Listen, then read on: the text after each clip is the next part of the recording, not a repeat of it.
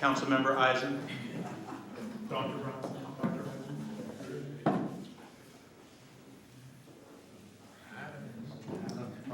Is he out on the phone?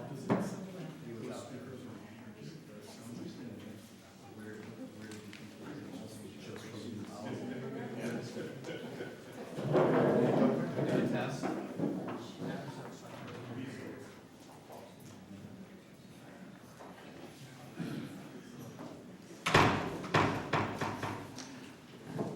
Did you guys get a sense that was coming from the speakers? Redeveloping, Check. Okay. they're coming.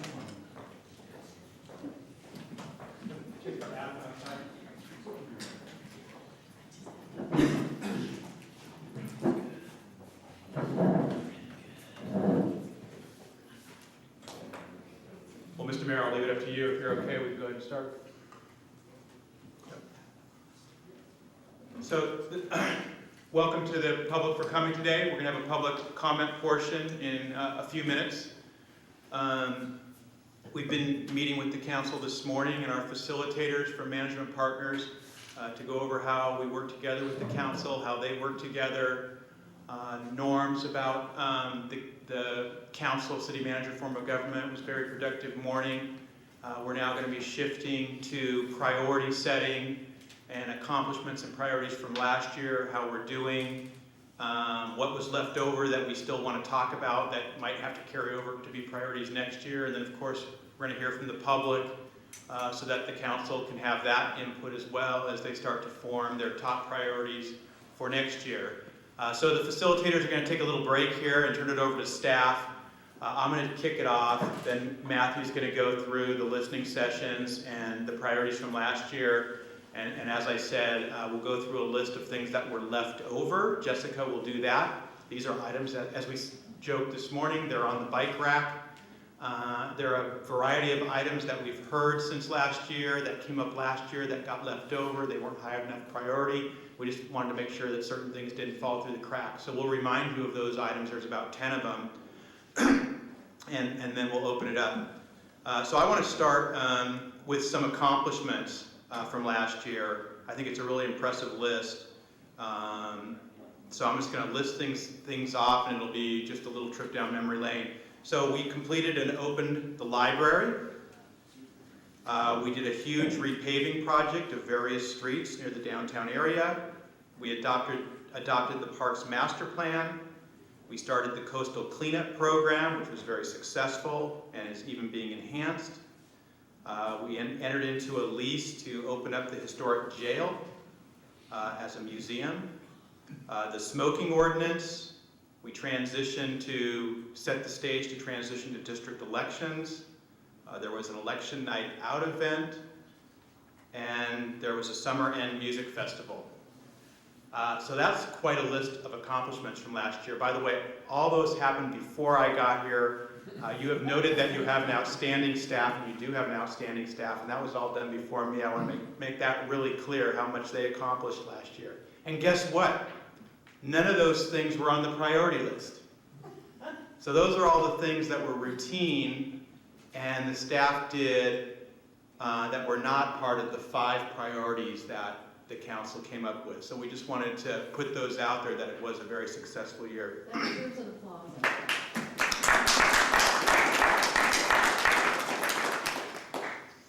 Now I want to do just quick 5 minutes on finances, because as we get into priorities, of course, what comes up a lot are items, programs, projects, endeavors, lots of great ideas that cost money. And as was indicated to us by our facilitator at the very beginning, the balancing act, the trick, of course, is to decide on priorities in the context of scarce resources. We only have so much money, we only have so much staff, and the council has to make those tough decisions of what can be done and what can be put off to later, what are truly priorities, and what do we have the capacity to do. So quickly, this is a little hard to read up there, but we do have new council members, so there'll be a lot more of this as we go into as we go into our budget process this year. But here is a simple pie chart. You've seen this type of pie chart a million times before, which shows our total revenue for this fiscal year, about 16.5 million. And the key to this pie chart, and this has come up in conversations earlier this morning, is that we are dependent on three primary sources. You can see the big wedges on the right side, but by and large, 2/3 of it is transiency occupancy tax, 6.6 million, 40%. Just a huge chunk of the revenue that the city relies on. Next down is property tax, 3.3 million, and then sales tax at 2.8. So together those three are over 70% of the revenue from last year, and in general, that's what we've seen year after year, what we rely on. I can certainly answer questions about the other pieces of pie, but for now we'll move on to the expenditure side. Again, 16.5 million revenue for this fiscal year. This next pie chart is total budgeted expenditures for this fiscal year, 17.7 million, actually more than the revenue we brought in.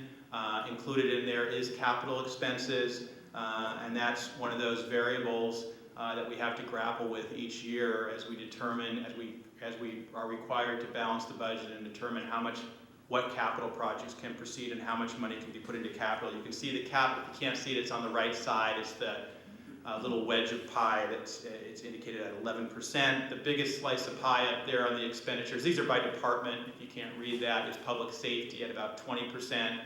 And then all the other departments are around there on the left side: city clerk, finance, recreation, admin services, et cetera, et cetera. And again, this is by and large salaries, benefits, and supplies and contracts.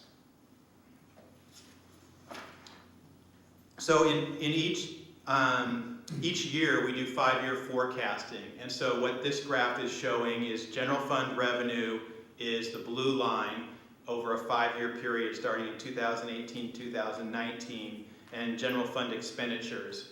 And you can see that for the year 2018-2019 expenditures, general fund expenditures were significantly higher than revenue, and that's because of what I just showed you and the decision to put about $2 million into capital. This is always, again, a fundamental decision as we bring forward the options, the recommended budget.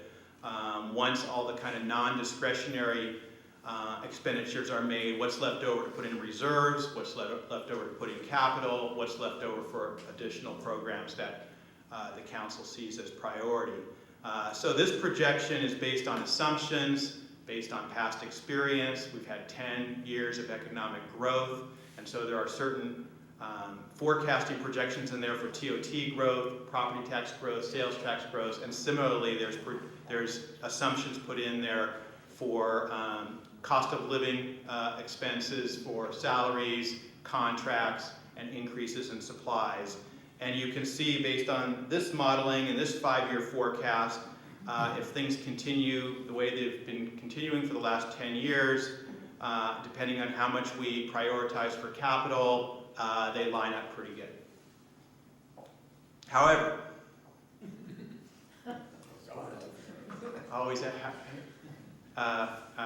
so in our previous session, one of the challenges that of course came up is the possibility of a recession, a downturn, and what do we do to plan ahead for that? I mean, if we know something's coming, if we think something's coming, it's always smart to plan ahead and be conservative financially so we're ready for it. So I just showed you the 5-year graph that basically assumed we keep growing. That could happen. That's one model.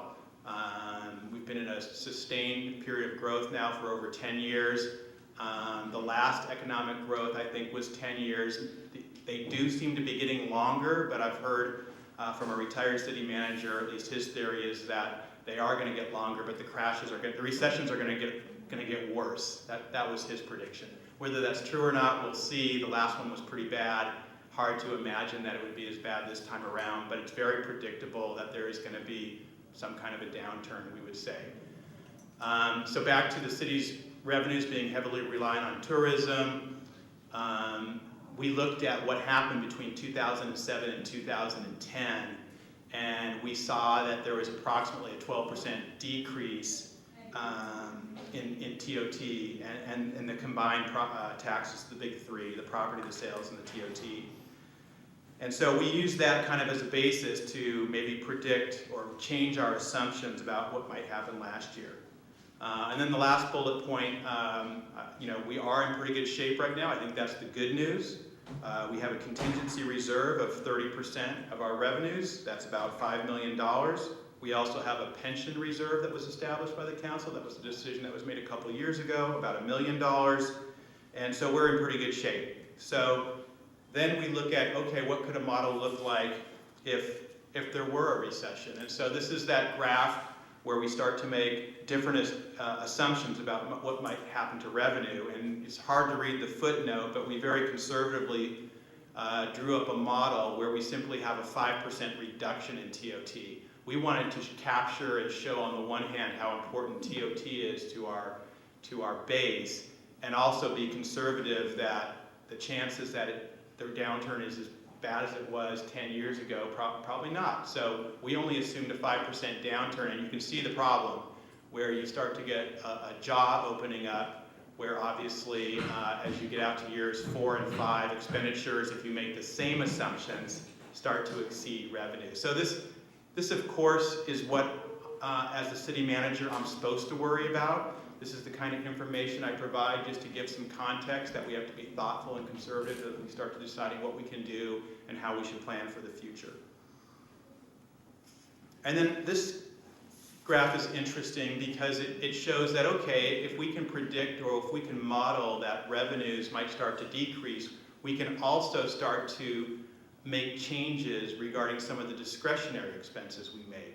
We can start to tighten our belts in certain areas. Some things are maybe out of our control, but there are certain things we can do to start to bridge that gap. We don't have to wait until we have a problem. And so this graph starts to make some assumptions about how certain expenditures can be tightened up in our contracts primarily, and we can start to bridge that gap. But very important for us to realize this is just one model, one example of our finance department putting together what could happen, one scenario. But these are the kind of things we want to keep in mind as we start deciding on our budget for next year and looking ahead for the next 5 years. So one idea that came out of this that maybe will come up today as a priority, can certainly come up as we go into budget cycle this year, is this idea of a reserve that's specifically for economic uncertainty. So we have our contingency, which is 30%, that's best management practice. We have the pension reserve, which we're going to start to probably use. We're okay. I would say that's another piece of good news, is that we're actually okay compared to other cities in that regard.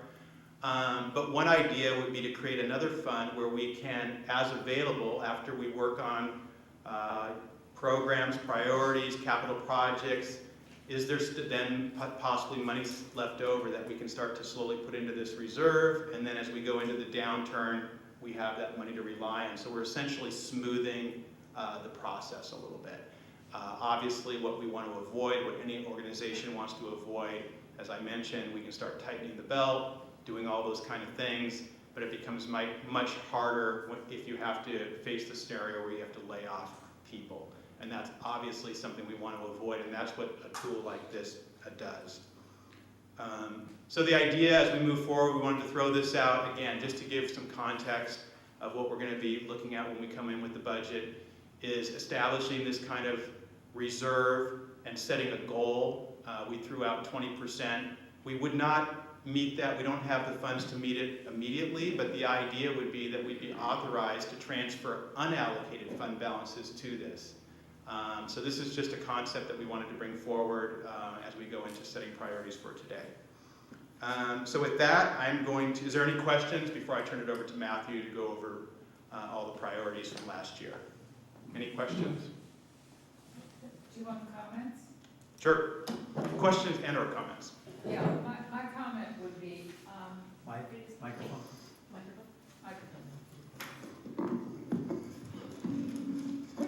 when you've got the funds, and we do have the funds, do the things that make the city a better city. I'm all for having an operating reserve. I'm a little worried about taking extra funds, which we could, if we, for instance, what is 20% of the total operating budget? How much is that? That would be about $3 million. Buy land, build apartments for affordable housing. I would much rather see our money put there now when we've got the funds than save it for some future recession. Just for clarity, you're talking about 20% every year. No, actually, that would be a goal to have, knowing what our best prediction are about what a prolonged recession could be and what it would take to smooth through that recession, say it was a 2 to 3 year recession. So that's a target, and the idea would be we'd put away what we can each year and just build up to that over, say, the next 2 to 3 years. We don't know when the recession's going to hit, but that's a target to shoot for.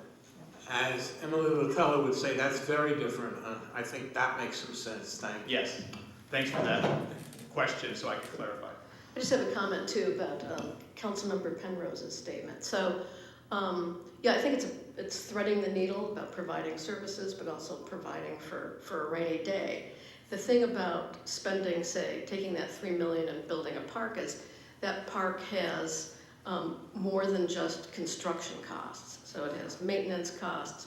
You need adequate staff to do the maintenance. Staff comes with pension obligations. So $3 million is usually, just a part of the picture that brings in more expenses that you would have on a recurring basis. And with a severe recession, might cause you to close down a park or cut staff or something like that. So it's a balancing act that we're going to be doing, every year in the budget. So I just wanted to point out the nature of those costs. Thank you. I just want to make it clear that I didn't suggest a park, I suggested apartment building. I'm just doing an example. And well, the difference between a park and an apartment building is that an apartment building brings in revenue. So, you could in fact maybe consider that to be more self-sustaining than a park is, with less expense. And I'm not talking about using the whole 20%, I'm just saying, that my bias is in favor of, if I had to choose between the two, I'd rather get people housed than put money aside for a rainy day. That's all. Not that I'm against putting money aside for a rainy day. Hopefully we could do both. And I'm not attacking your point. I just want everybody to understand that when we spend that money, there's more than just the initial cost to it. That's all. We could take this outside.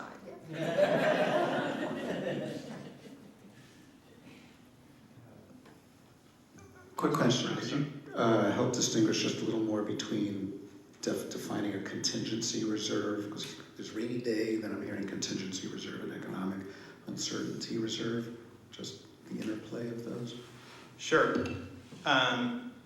Having a contingency reserve, or I guess 30%, or sometimes they say 2 to 3 months, I guess, of your operating budget, is for other unknowns separate from an economic downturn. So I guess I'm trying to think of examples if any of the staff can help me out. But it's completely separate from, it's assuming our revenues are stable. It in no way is there to protect us what happens if the revenues start to go down in the graph like I showed. Mostly a natural disaster would be an example of that, where just there's a pause in our ability to bring in revenues, and we just need to stay afloat for a few months.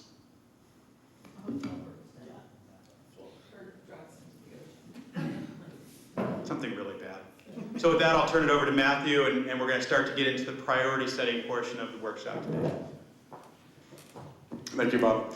I gave a report at our last council meeting and an update on our strategic council priorities for fiscal year 2018-19. So I will try to make this brief and just kind of give you a quick snapshot of where we are and where we're going, so that it provides some context as we look forward to the next fiscal year and beyond. So you have in front of you, and there's a slide up here, this is kind of a snapshot, and then council members, you have the more detailed information, and this information will be posted to the website for the community to see as well. So at the top of this slide, we show the 5 council priorities that were actually selected 2 years ago. And that was part of a process to really, as we're doing today, hone in on where the council's consensus of priorities are and where we want to allocate resources and staff time and energy towards. And last year, as we went through this process, as a council, you decided that you were still right on track with the overarching priorities. What changed was below each of those priorities, you see some very specific goals or tasks associated with each priority. And so what I want to provide is an update on those tasks today. So under housing, and from a coloring standpoint, the dark green are areas, tasks that staff really believes they're done. We've completed them, there was some finite end to them, and that's been completed. The lighter green indicates something where we're on track, and we believe that we'll reach that point by the end of this fiscal year, by the end of June. And then the items in yellow are areas where something has changed or there's something we need to talk about and kind of make some decisions about going into the next fiscal year. So, Excuse me, Matthew. yes.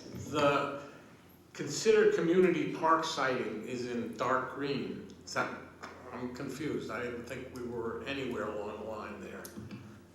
Well, I will share an update on that, and then we'll be able to, we can change course on any of these colors very quickly. So under housing, and again, if you, council members, if you turn the page, there's some detailed narrative in the same exact order that we're going to go through today. The first item was to develop a plan to best utilize the city's affordable housing funds.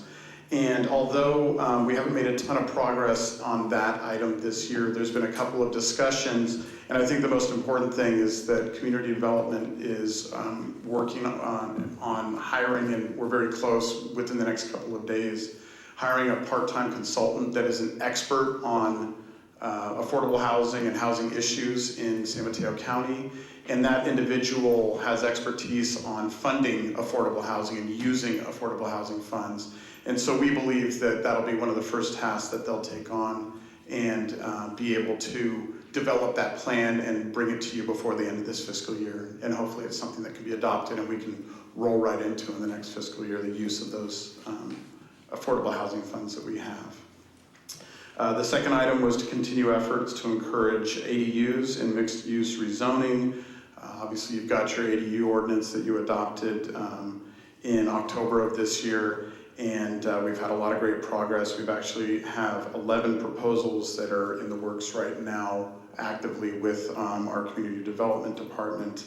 And as kind of icing on the top, we're in the midst of planning a workshop in conjunction with the county on ADUs that will cover information about how to do it, and a component will be how to utilize those ADUs to maybe help individuals with lower incomes. So we consider that completed, we're done, we can shift our attention other places. The last item under housing, affordable housing, was to consider possible tenant protections, but delay consideration of rent control until after the statewide ballot measure in November. As you can recall, earlier this year in January, a draft of those tenant protection measures was brought before you. There's been a lot of public discourse during that meeting and since, and so staff is considering that as well as tracking some similar tenant protection orders in other cities that are now maybe under some criticism and have kind of been tested now, and we want to make sure we learn from what other cities are experiencing. And there's also some legislation out there being considered that would affect potential tenant protection measures. So once that's come together and we've done some community outreach, I think that'll come back to you probably in the next fiscal year. As far as rent stabilization goes, Proposition 10 did not pass. And so some of the limitations that were already in place around rent control remain, and staff is looking at the implication of implementing rent stabilization measures here in Half Moon Bay, and that'll come forward probably at the same time. The next item is homelessness. The first item that was on that list was a carryover from the prior year, which was to restore the former encampment sites along Pillar Creek on city-owned property. And those were closed last summer. There was cleanup that took place last summer. And now we're working on the remediation portion of the environmental remediation portion of that project.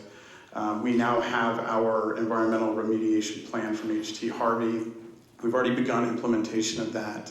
We have a native plants nursery that's working with HT Harvey to take clippings of native plants from that creek area, and they will root those over this summer.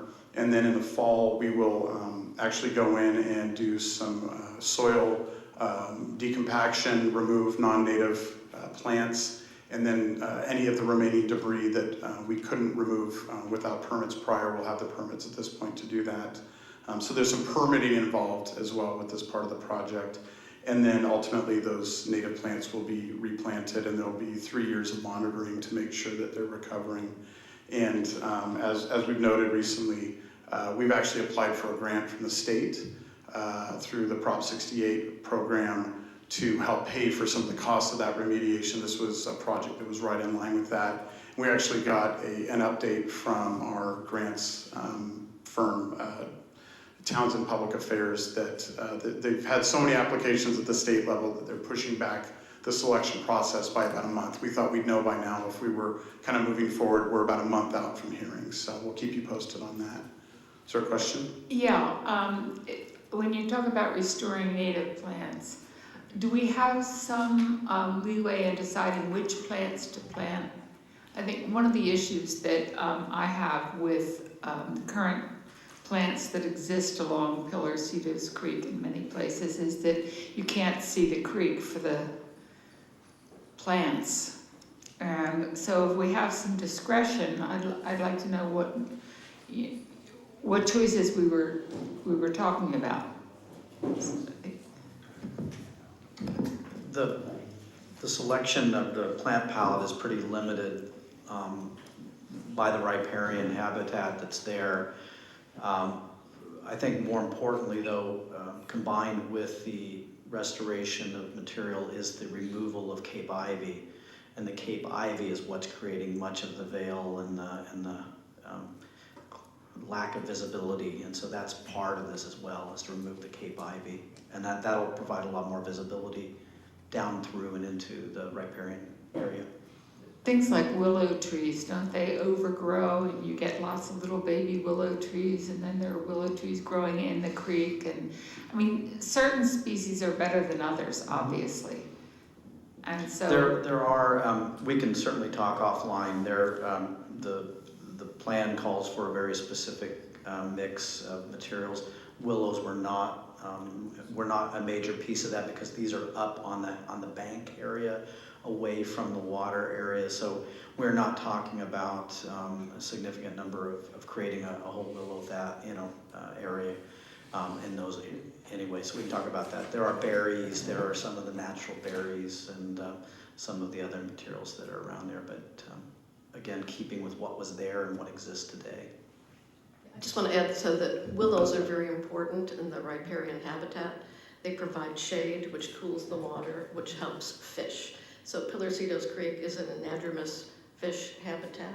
They're not getting up because water's being taken out of the lower part of the creek, but eventually water will connect to the ocean and fish may be able to swim up. So they need places to shelter, and the willows are really important to that. Granted, they do overgrow, and how we deal with that is an issue for the Coastal Commission and those who manage endangered species, but your point is well taken.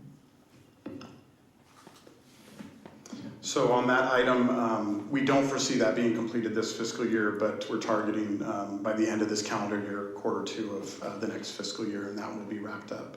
And then as far as responding to new encampments as they occur, we think we've got a good system in place. We've dealt with several new encampments popping up throughout the city.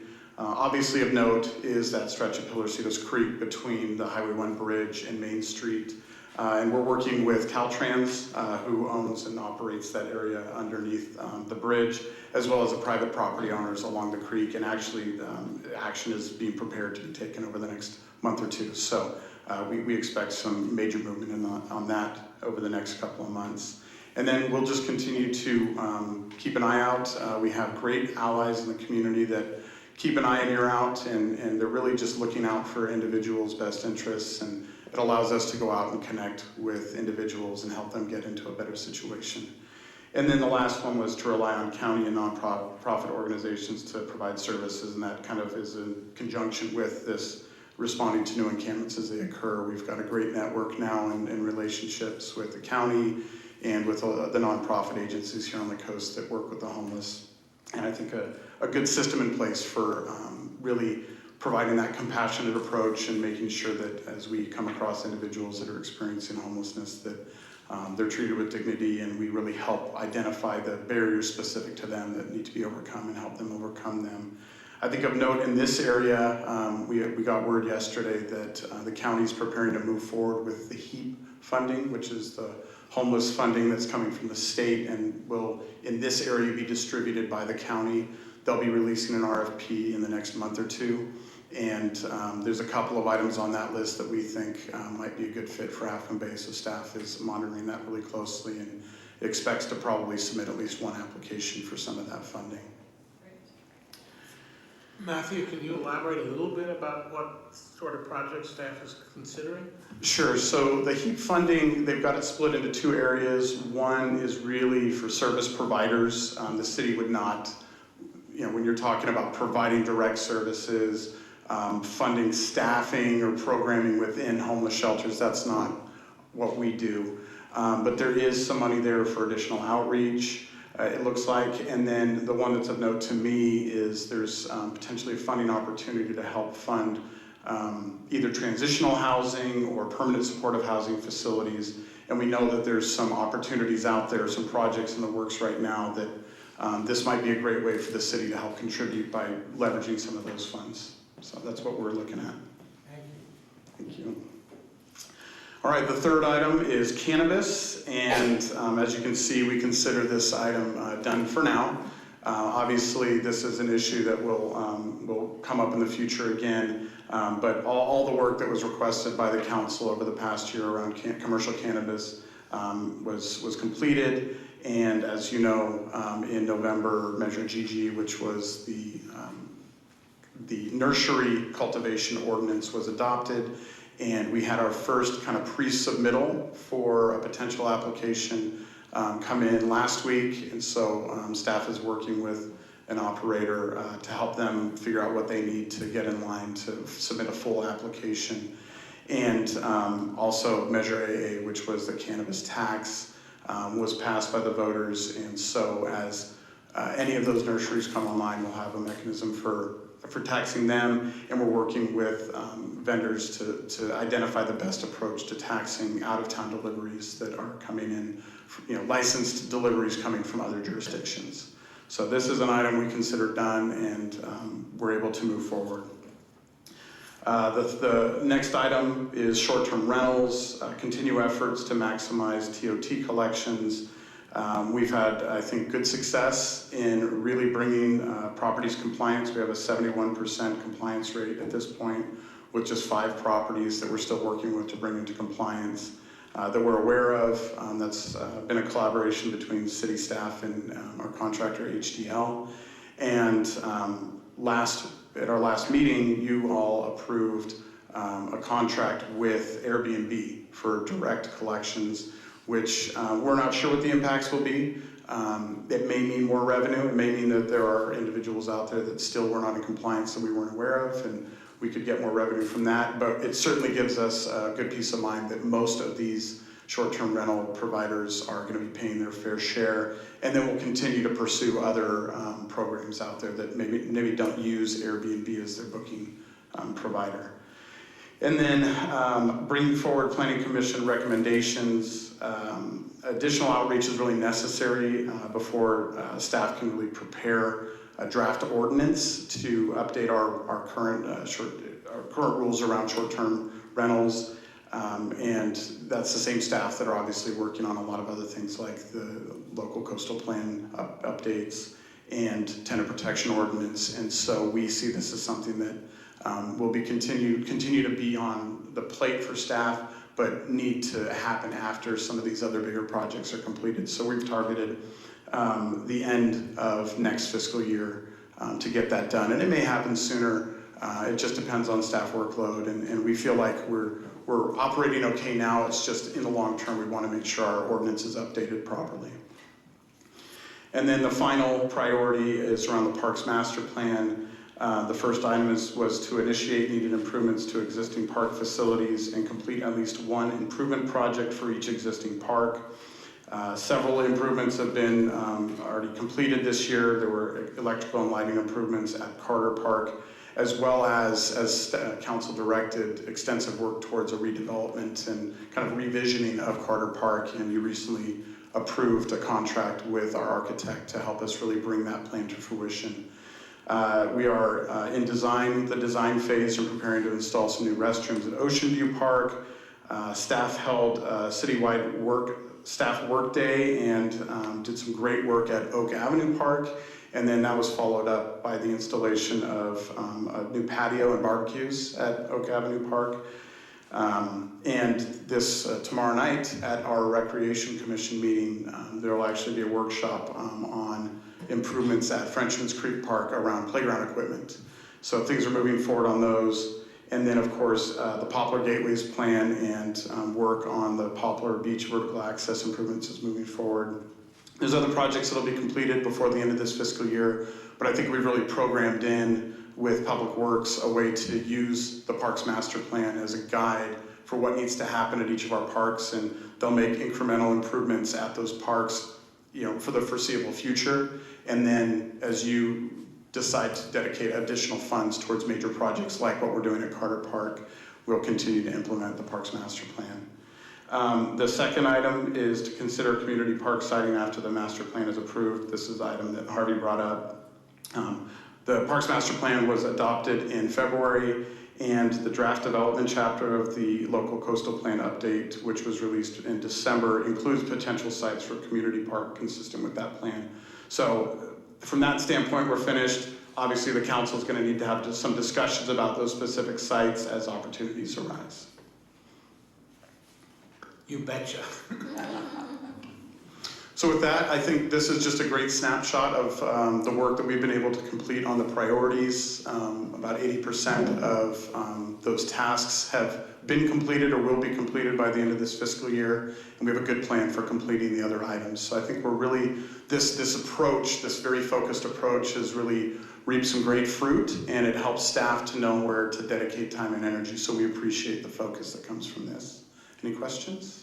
I have a question and a comment. First comment is thank you. Thank you, staff. This is an amazing amount of work that's been done, and it's been done in a professional and a very fair and a very open manner. So I want to thank you personally for all of that. I do have... I concur. All right. I have one question about the rental protection measures. I think that we learned last year in our listening sessions, and again this year in our listening sessions, that this is not an item that we can put off for very much longer. We are in the process of losing our tenant population, our working population for the workforce that services Half Bay. I would like to see us look at that as more of a priority and try to get something accomplished by the end of this fiscal year, as opposed to putting it off until next fiscal year. I understand the issues with rent stabilization, and can see that we might want to hear from the state before we do anything on that. But there are plenty of cities out there that have rent protection measures in place that we could use as templates.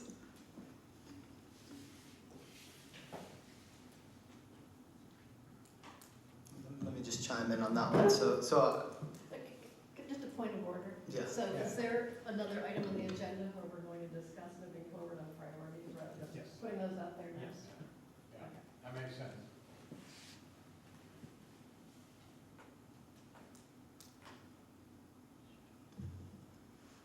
So Jessica's going to do the next item. This might help in getting us to that discussion. So she's going to now list the items that were carryovers I don't know if that one's obviously not on the carryover list, we're actually working on it. But here's another list of items that Jessica will quickly go through, and then we'll hit our 2 o'clock point, and we'll open it up to public comment. Thanks, Bob. So starting at last year's workshop and then throughout the year, there have been a number of items that the council has asked staff, either due to the staff time that would be required or resources needed, to put aside and bring to this workshop today. So we wanted to remind you of these prior to your priority setting discussion today. So we did hear last year some conversation about becoming a charter city. We have heard conversation about a minimum wage ordinance. There has been some discussion about consolidation and sphere of influence, single-use plastics and other sustainability measures, telecommunications and utility infrastructure, safe routes to school issues and a potential crossing guard program, local community broadband, again, more sustainability efforts, local solar facilities, redevelopment of the old gas station that's downtown, and one from Adam is a way to either via mobile or on our website to allow the public to issue complaints, feedback, compliments, etc. So these are your bike rack items, and we can pull this back up if needed later on in the discussion, but Matthew will quickly go over listening session items as well. So again, just trying to set the context for your future discussion. And I did provide an update on these last week as well, but the report is finished on the summary report for the listening sessions that were held over the last month. You all have copies there with you. For the audience, there are copies available at the table in the back of the room if you'd like to see it, and it's being posted on our website and translated into Spanish right now, and that'll also be posted. Just a really quick recap, this is the second year that we've done the listening sessions. They're really an open forum that allows the community to come in and share with the council their thoughts, their ideas, their priorities, their concerns in a format that just allows them to talk and the council to listen. And I think it's a great way for us to gather a lot of information before a meeting like this, where you're really going to be talking about the priorities for the future. We held 4 again this year. 3 of them were in English, 1 in Spanish. We had about 75 attendees between those 4 sessions, and heard a lot of really great comments. And when we talk about attendance, demographically, this is just anecdotal because we don't collect demographic information. Mostly these were middle-aged adults, as well as seniors, although we had really good participation from the youth this year, which was really promising. The Youth Leadership Institute, who does a lot of work here on the coast side and at Half Moon Bay High School, really rallied a good group of kids to come out and share their perspectives and see this process kind of play out, which was great. We're still struggling, as Adam mentioned earlier today, to get some of those younger adults and younger families out. So I think in the future, we're going to need to find ways to target that group as well. As mentioned before, we had Spanish language interpretation available at all sessions, but the March 17th session was held completely in Spanish with interpretation into English. And we had about 25 individuals at that meeting, as well as several other Spanish speakers at our other meetings. Really high level, several topic areas that were brought up frequently and consistently in the sessions include the following. Affordable housing, we heard a lot, again, on the need for more affordable housing. A lot of comments around public safety and emergency preparedness here on the coast side. Concerns and ideas for better community infrastructure and traffic mitigation. Concerns about land use, ideas for economic development and better economic sustainability here for the city. Lots of questions about parks and recreation facilities and youth activities and support for our youth's needs, specifically around mental health. We heard a lot of that. Again, a focus on senior citizen services, making sure that the city's participating and working with folks like the Senior Coastsiders and Village of the Coastside to provide good services to our seniors and our aging population. Some specific neighborhood concerns, which we will likely address directly as staff, And a couple of comments on commercial cannabis regulations that I think a little bit better communication by the city and education from the city will help deal with those. For specific comments, all of the notes that were taken by staff during those meetings are attached to this report. There was 2 comments that came through our website that are also attached but are captured in those major topics. And again, the feedback from the community was that these were really helpful and they were grateful for the opportunity to come and have the council just listen to their needs. And I suspect this is something we'll continue to do in the future to help guide our priority setting and our planning in the future. Any questions about that? I was grateful to listen to the public. Okay.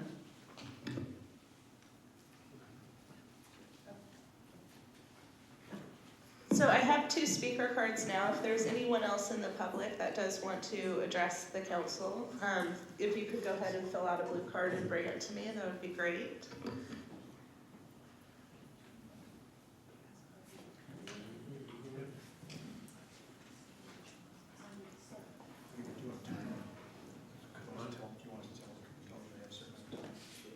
Yeah, somebody coming?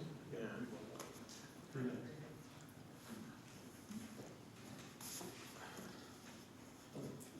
Thank you. I have, at this point, 4 cards, and we're going to ask you to speak for 3 minutes, no longer. Finish up your thoughts at the end of the 3 minutes. We're going to start with Evelyn Erickson, followed by Janice Moody.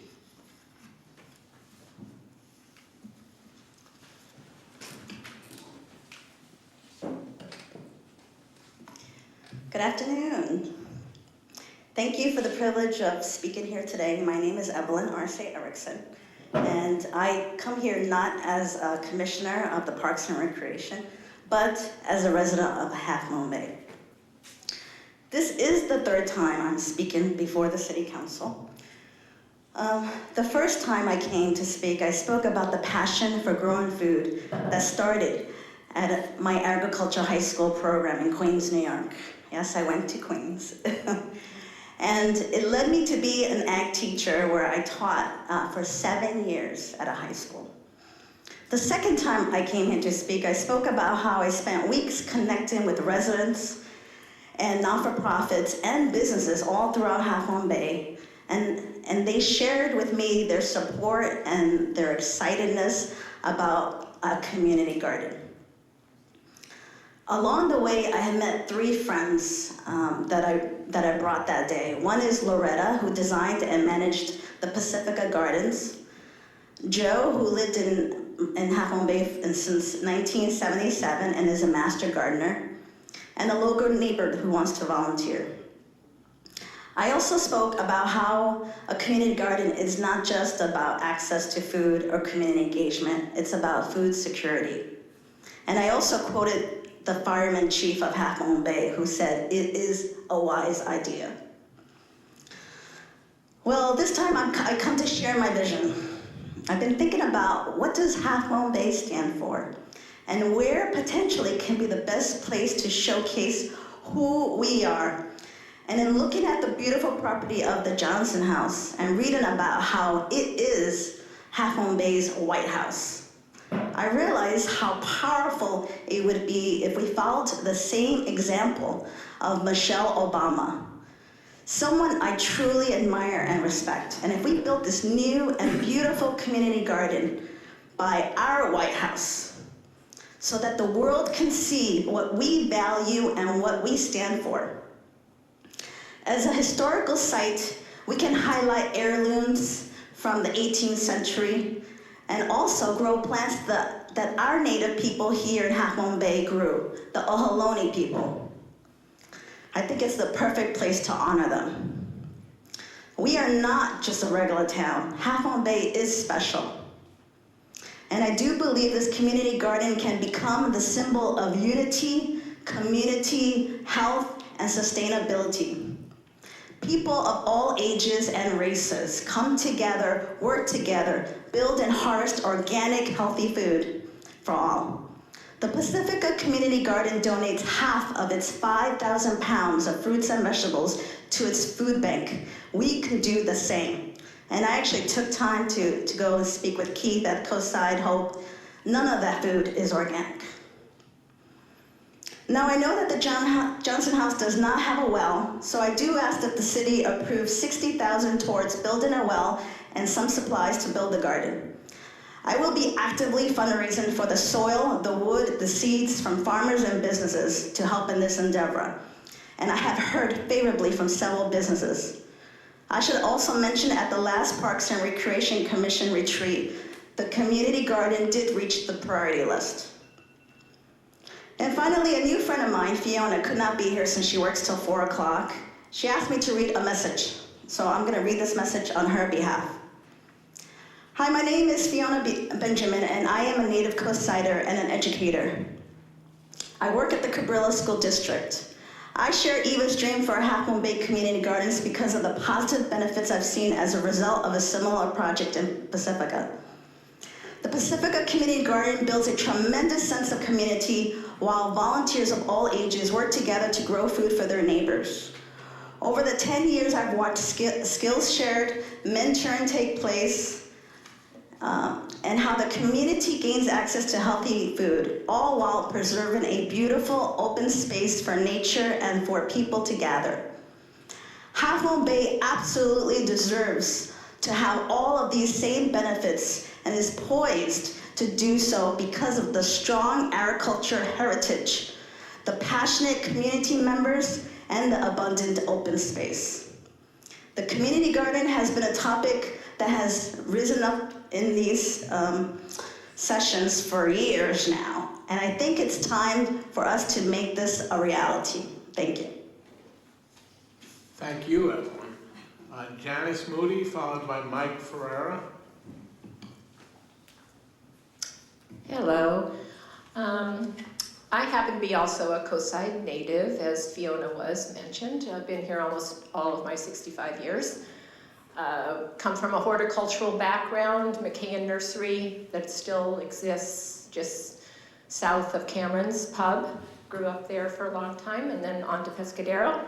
And so I just wanted to reflect on, my background and the history of the town a little bit and just say this is an agricultural community. It has been since as far as back as I can remember, the 50s. And I think ideally, this is the only place left on the county that is considered agricultural. So we need to continue that throughout the community, not just with the farming community. I've also became a master gardener in 2010, and I educate the public in gardening. And I'm also a landscaper for the past 3 years. I've been a landscaper, so it's my heart and soul.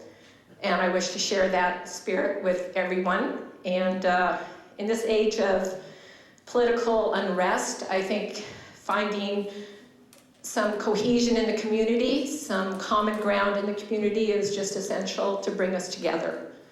So that's why I support Evelyn's endeavor wholeheartedly. I hope to become a part of her, campaign.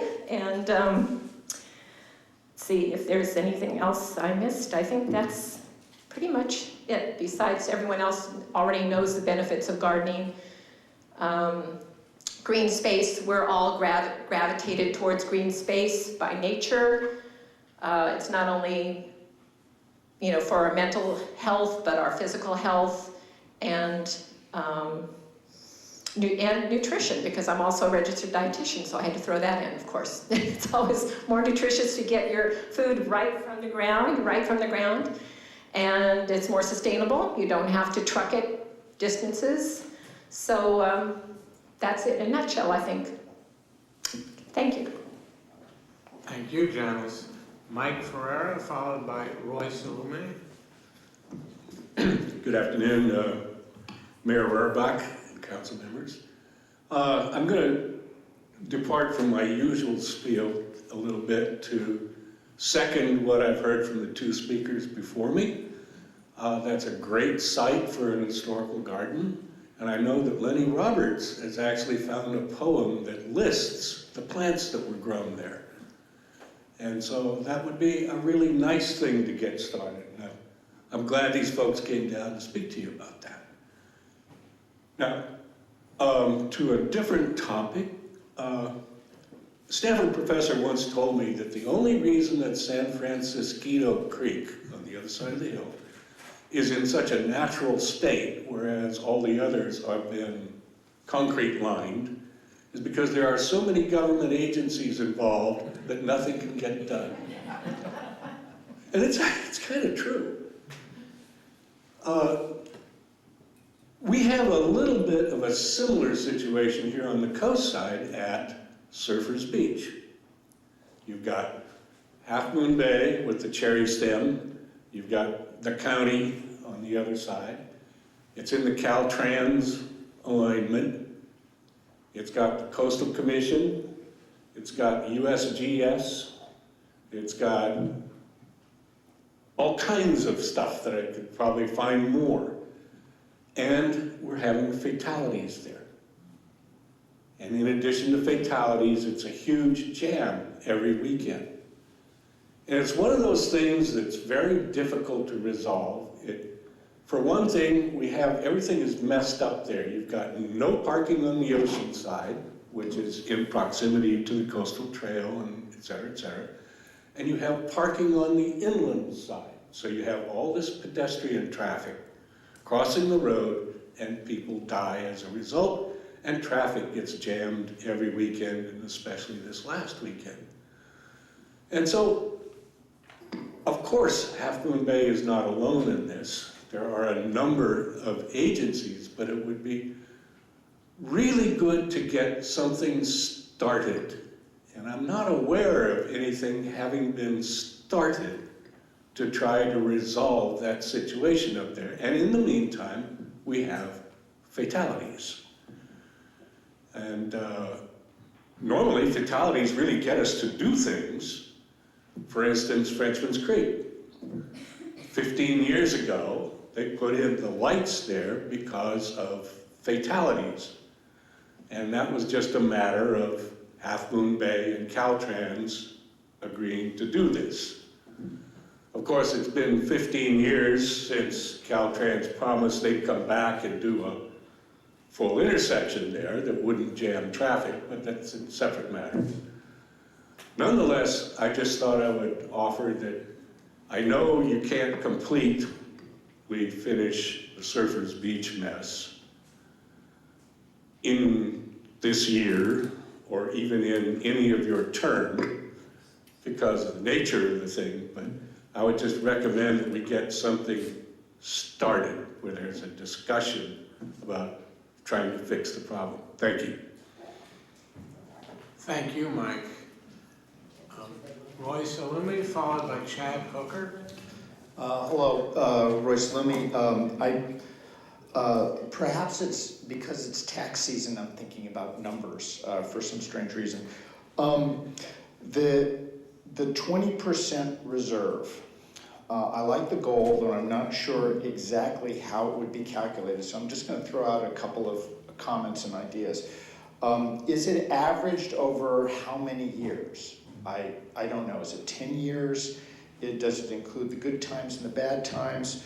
Will you discard, as you calculate this average, what the excessive increases? There may be an increase in revenues in a particular year, so I would suggest that you don't include those in the average, and I would encourage you to calculate a realistic budget average and use any increases in the good years to feed the 20% reserve. I'd also encourage, this is very unpopular, but I encourage a flat budget where you predict what the budget will be based on previous years realistically, and then live within that budget, and then put any extra monies, or excuse me, any extra revenues that come along into that 20% reserve. There is always a tendency to spend increases. I've seen that at the local level, the county level, the state level, the federal level. That's the way it is. I hope there will be some kind of mechanism or formula to moderate the tendency to spend increases. So that's all I have to say, but thank you, and good luck on your taxes. Thank you, Roy, and good luck on your taxes. Chad Hooker is our last speaker, unless anyone else, I see one blue card coming. Hi, I just wanted to speak briefly about the affordable housing issues. I think the council needs to keep in mind that you've got something on the order of $2,150,000 sitting in an in lieu fee fund that's been paid by developers who didn't build housing, and the city's not using that to do what an in lieu fund would presumably do. So if we consider what it takes to acquire a piece of land and build on it, we could kind of break that down into 4 categories. There's the cost of the land, of course. And then there's the soft costs that include the design and permit phase and a great deal more. The city can do something about the permitting phases. The design phase can also be streamlined a great deal simply by limiting all the regulations and the prohibitions that are in place, all the limitations that exist out there. Then, of course, you've got the hard construction cost, and then there's an issue of who is to own, operate, maintain, work this housing after the fact. But for the city to have collected this revenue as an in lieu fee and then simply put it in the bank and not do anything with it because it's too difficult and intractable a problem is in no way a solution to the low-income housing thing. The other thing I'd like to point out is that one of the things that's happened for years here on the coast is that people say, oh, that's a really great idea, but not here. This happened to the Boys and Girls Club in 3 different locations. We've seen it happen when somebody wants to build a house or build a church or build something. It's like, boy, that's a great thing, but that's my view shed. There's got to be a better place for it. The reality is this is a one-horse town, and there's not a whole lot of land left around here that's zoned so that it can be developed. I would think that council should look very carefully at the few pieces of property that do seem to be zoned correctly and available. One would be the Yep property, the Walter Yep property, down between Main and Highway 1 across from the senior center. Another would be the Podesta property, which is presumably coming up for some sort of development plan in the next few years. Another smaller and quite manageable property would be the one at Stone Pine Road in Maine. That's right behind a couple of small former residences on Main. It's been for sale for a couple of years. It abuts the multi-housing complex, multi-unit housing complex that's already in there. It's affordable. If the city doesn't make a move on one of these, a developer will, and that'll be one more cycle of hand-wringing and, oh, what can we do? All the moaning and groaning in the world about everybody's leaving town because they can't afford to live here doesn't address the problem. To these comments that have been made about community garden, I'd like to suggest the Beechwood property. It's virtually useless for anything else. We can't do anything with it. The city owns it, and God knows we got water there. So there's an idea. Thank you. Thank you, Chad. Smitha, last speaker.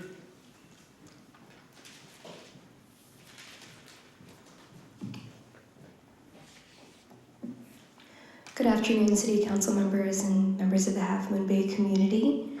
My name is Smitha Gundavajala, and I'm here with the Youth Leadership Institute.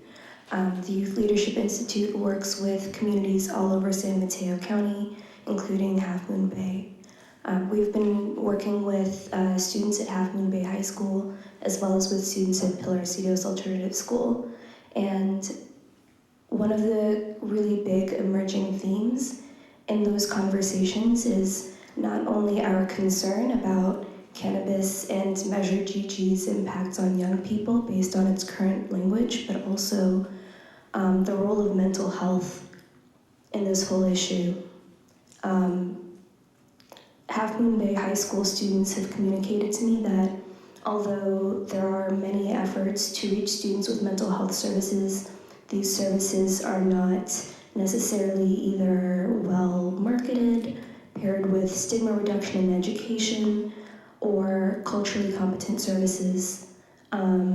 Students also voiced wanting supports that were not directly related to mental health, meaning things that might support them, but not necessarily related to counseling or psychological services. such as having a case manager or folks to direct them to resources available in the community that might meet their needs before they become mental health issues.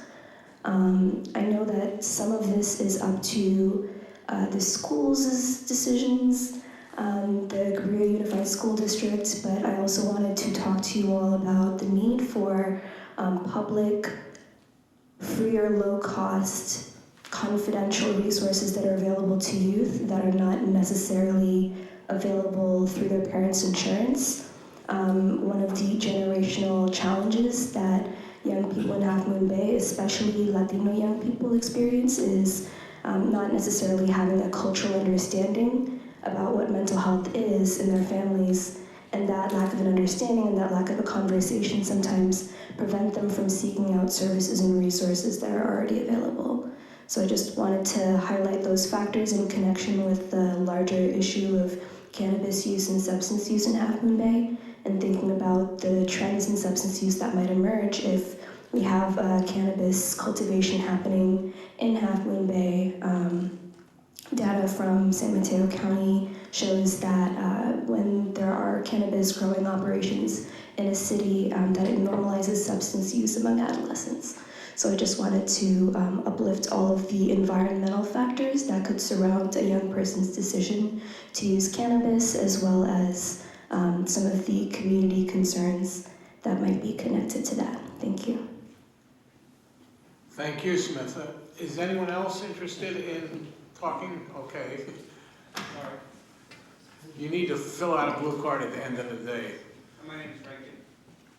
My name is Greg Jameson.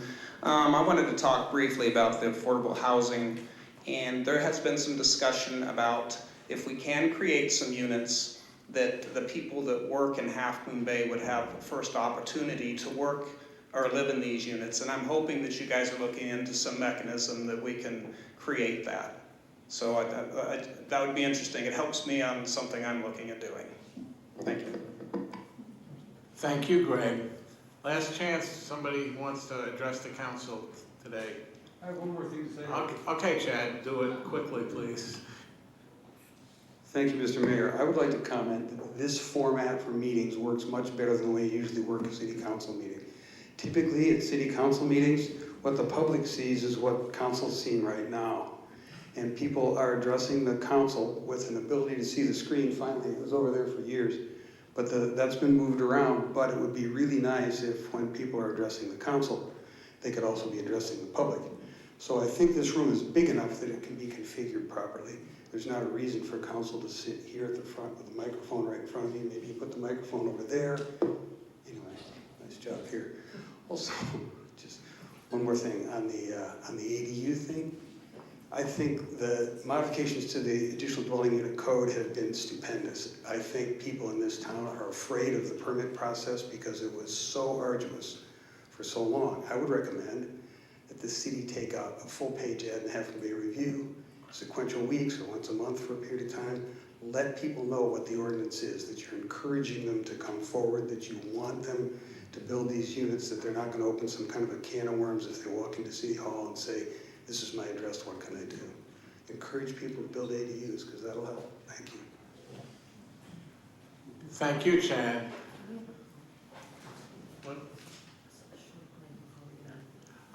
We'd like to take a short break, meet back here at 2:30.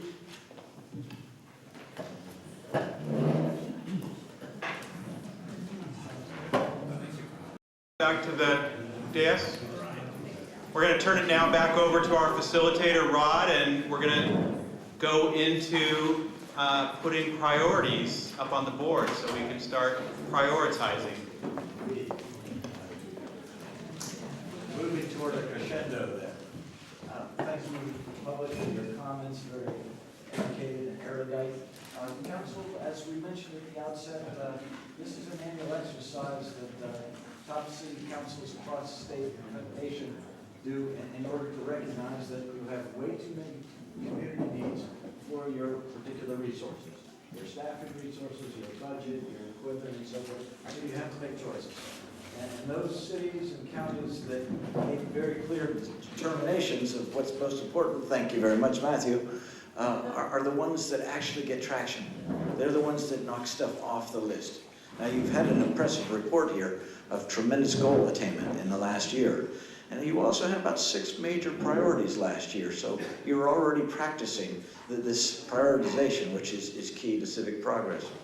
I also want to just remind everyone that about 85 to 90% of your staff capacity is already spoken for in day-to-day services, whether it's in police patrol and investigations, whether it's in current or future planning or code enforcement, or it's maintaining your parks, your streets, your traffic signals, whether it's running recreation programs, keeping the city's finances.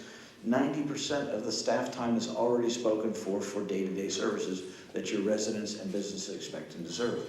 And then there are mandates coming from the federal, state, local levels for things that you must now do. You are compelled to spend time on. That bites into the remaining capacity.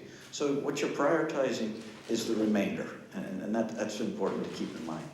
So the process that we would recommend that you undertake again this year is that you set your priorities, and we'll go through this with you deciding all of the things that you think are most important, and we'll go through a winnowing process to get it down to, maybe 5 or 6 of the main ones, maybe first tier and second tier, whatever makes most sense for the council at this stage. And then the staff will come back to you at a regularly scheduled council meeting with a work plan that says, council, if these are, say, your 6 major priorities for 2019-2020, here are the actual projects, programs, and activities that we can undertake with our current level of budget, with our current level of staffing, to accomplish, to advance your priorities. And the council will get to debate those recommendations and make any adjustments that you see fit. At that point, when you've approved the work plan, that then becomes the marching orders for your city manager. And he will work with your key staff to develop that work plan and to bring it forward. And he will then further commit to report to you quarterly on progress against your priorities. And when you evaluate his performance annually, this will be the centerpiece of the performance evaluation. It's progress made against council priorities. That's the system. Any questions on the process or the system that we're undertaking? Yes, ma'am. I would like us to take a bigger view than just fiscal year 1920. Okay. I'd like us, I think we could get more things on our radar if we say we're going to get these done over 3 years as opposed to 1 year. That sort of relieves some of the stress. All these projects have multiple parts. Mm-hmm. Some are planning, some are extensive outreach, but yes. I don't like the 1 year time horizon. For budgeting purposes, yes, but for planning, around these big items, I think it's more transparent to identify a longer time horizon so that people understand, yeah, we're not going to get a housing project built this year, but we might get the funding, we might acquire the land. I think that helps with expectations, and it allows more of us to get some of our priorities on the table. That's certainly doable. Does the rest of the council concur? Yes. Yeah, I think some things should be on the 1 year time horizon, and some things may be 5 years. So we just have to be aware when we set our priorities what our expectation is for the completions. Yes.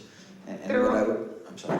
Please. And there are also things that are maybe priorities, but maybe very small projects. Mm-hmm.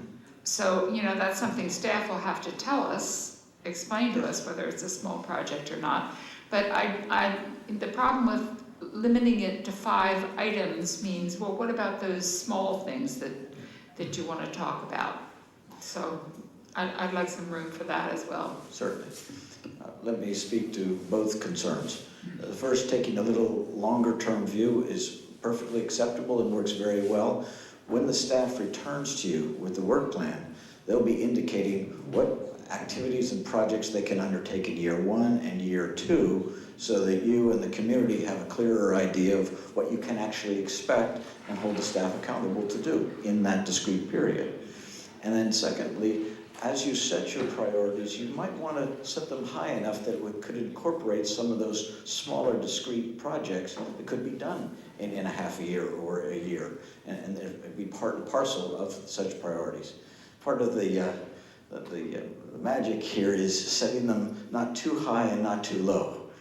Eradicating global hunger might be a little much.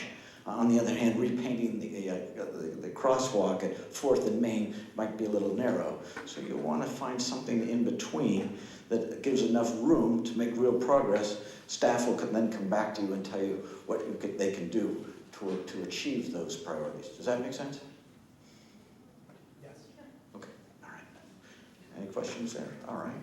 Well then, I would like to open it up and ask the council, based on what you've accomplished in the past, what you discussed this morning, what you heard from the community, what you heard from the various listening sessions, what do you think would be some overarching priorities for the next 3 years? Should I start? Please. As I said this morning, Yes. I have a very clear dream. Yes. I don't know how implementable it is, but here's my dream. We need affordable housing in Half Moon Bay. And in particular, I'm very concerned that the only way affordable housing can be built is with an apartment house, because for many reasons, everybody knows it by now, that high density is the only way to do things at a reasonable rate.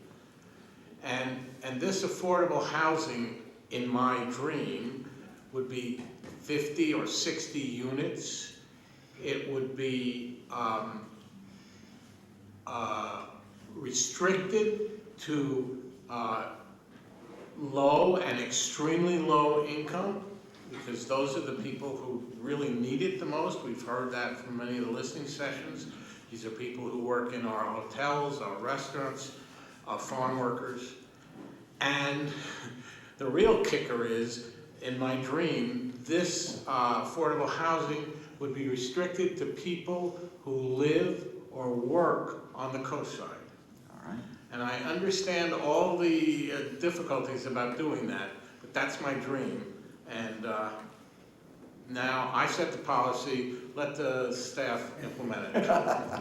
All right, so it's advance an affordable apartment complex somewhere in your fair city that would be... I forgot to mention, it should be located close to downtown services and transportation.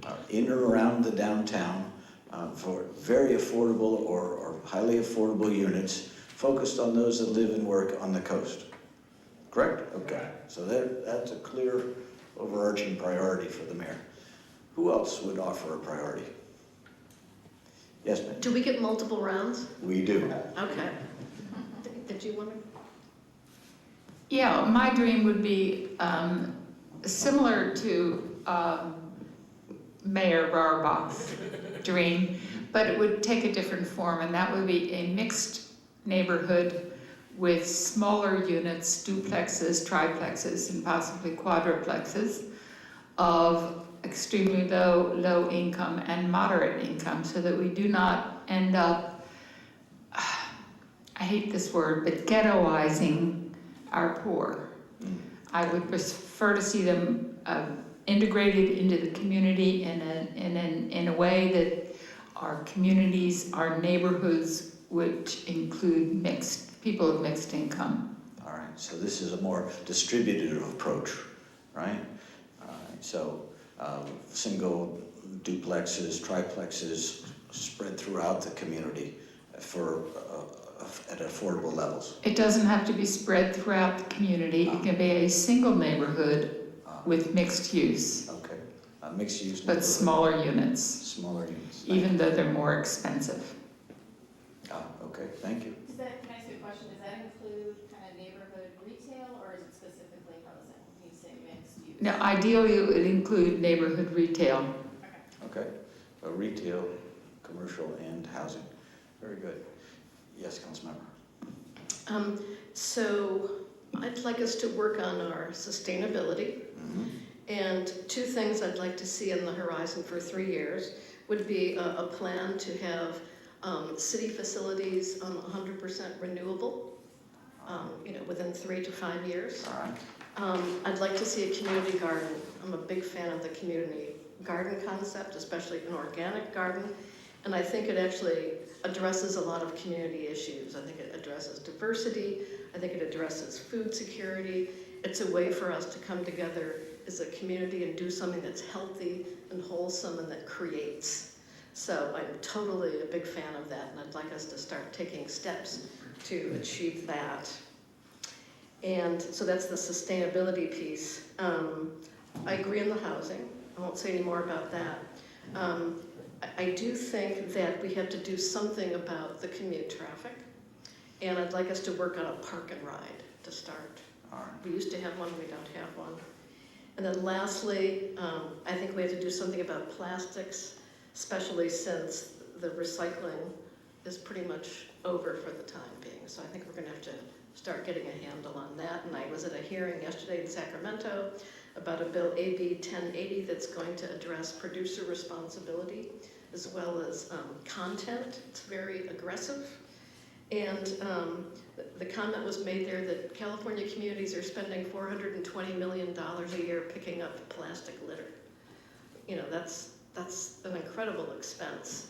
It's money that could be used on more productive things, more things that build the community. So I think we have to look at that. And that's all I'll say for now. All right, so 4 distinct projects. 1, move the city facilities to renewable energy sources. 2nd, to accomplish a community garden somewhere in Half Moon Bay. 3rd is to do some traffic calming and perhaps a park and ride somewhere in town, and then figure out a way to reduce the reliance on plastics as we have as a society. Okay, thank you. Other suggestions? Yes, sir. Yeah, so I'll just go through a couple of mine just to start out, and we can go from there. But we did do the bike and pedestrian master plan. I believe we finished it last year, or it started this year. But I don't know if we've prioritized the project from that yet. One of the ways that I feel like we can deal with traffic in Half Moon Bay is getting more people out on bikes and out on the trails and all the various things. And we have a pretty good network that exists, but there's a couple of connection points, and I think that was pointed out in the bike and pedestrian master plan. I'd love to, the same way we did with the Parks and Rec master plan, we took that and we kind of prioritized. We said, hey, this is where the biggest bang for the buck is. I feel like we should also be doing that with the bike and pedestrian master plan and kind of starting to move that piece forward and putting that, and we just finished we spent all the money on the plan, we might as well start doing something with it. So that's one of mine. I have another one we spent some money on, we haven't done anything with yet, is 555 Kelly, which is right here. I don't know when you guys want to start prioritizing that as a council, but I definitely think we should discuss what we want to do with it. It might be more long-term, like I get that, but I would like to at least have a thought process of how we'd like to move that forward. I think there was a lot of different ideas on council about how to move that forward, but I think we should kind of start to push that topic a little further in and come up with at least a plan that we all agree with, as opposed to different plans that maybe. We started the next one is the Seymour Ditch. We did the temporary plan there. I think it's been successful.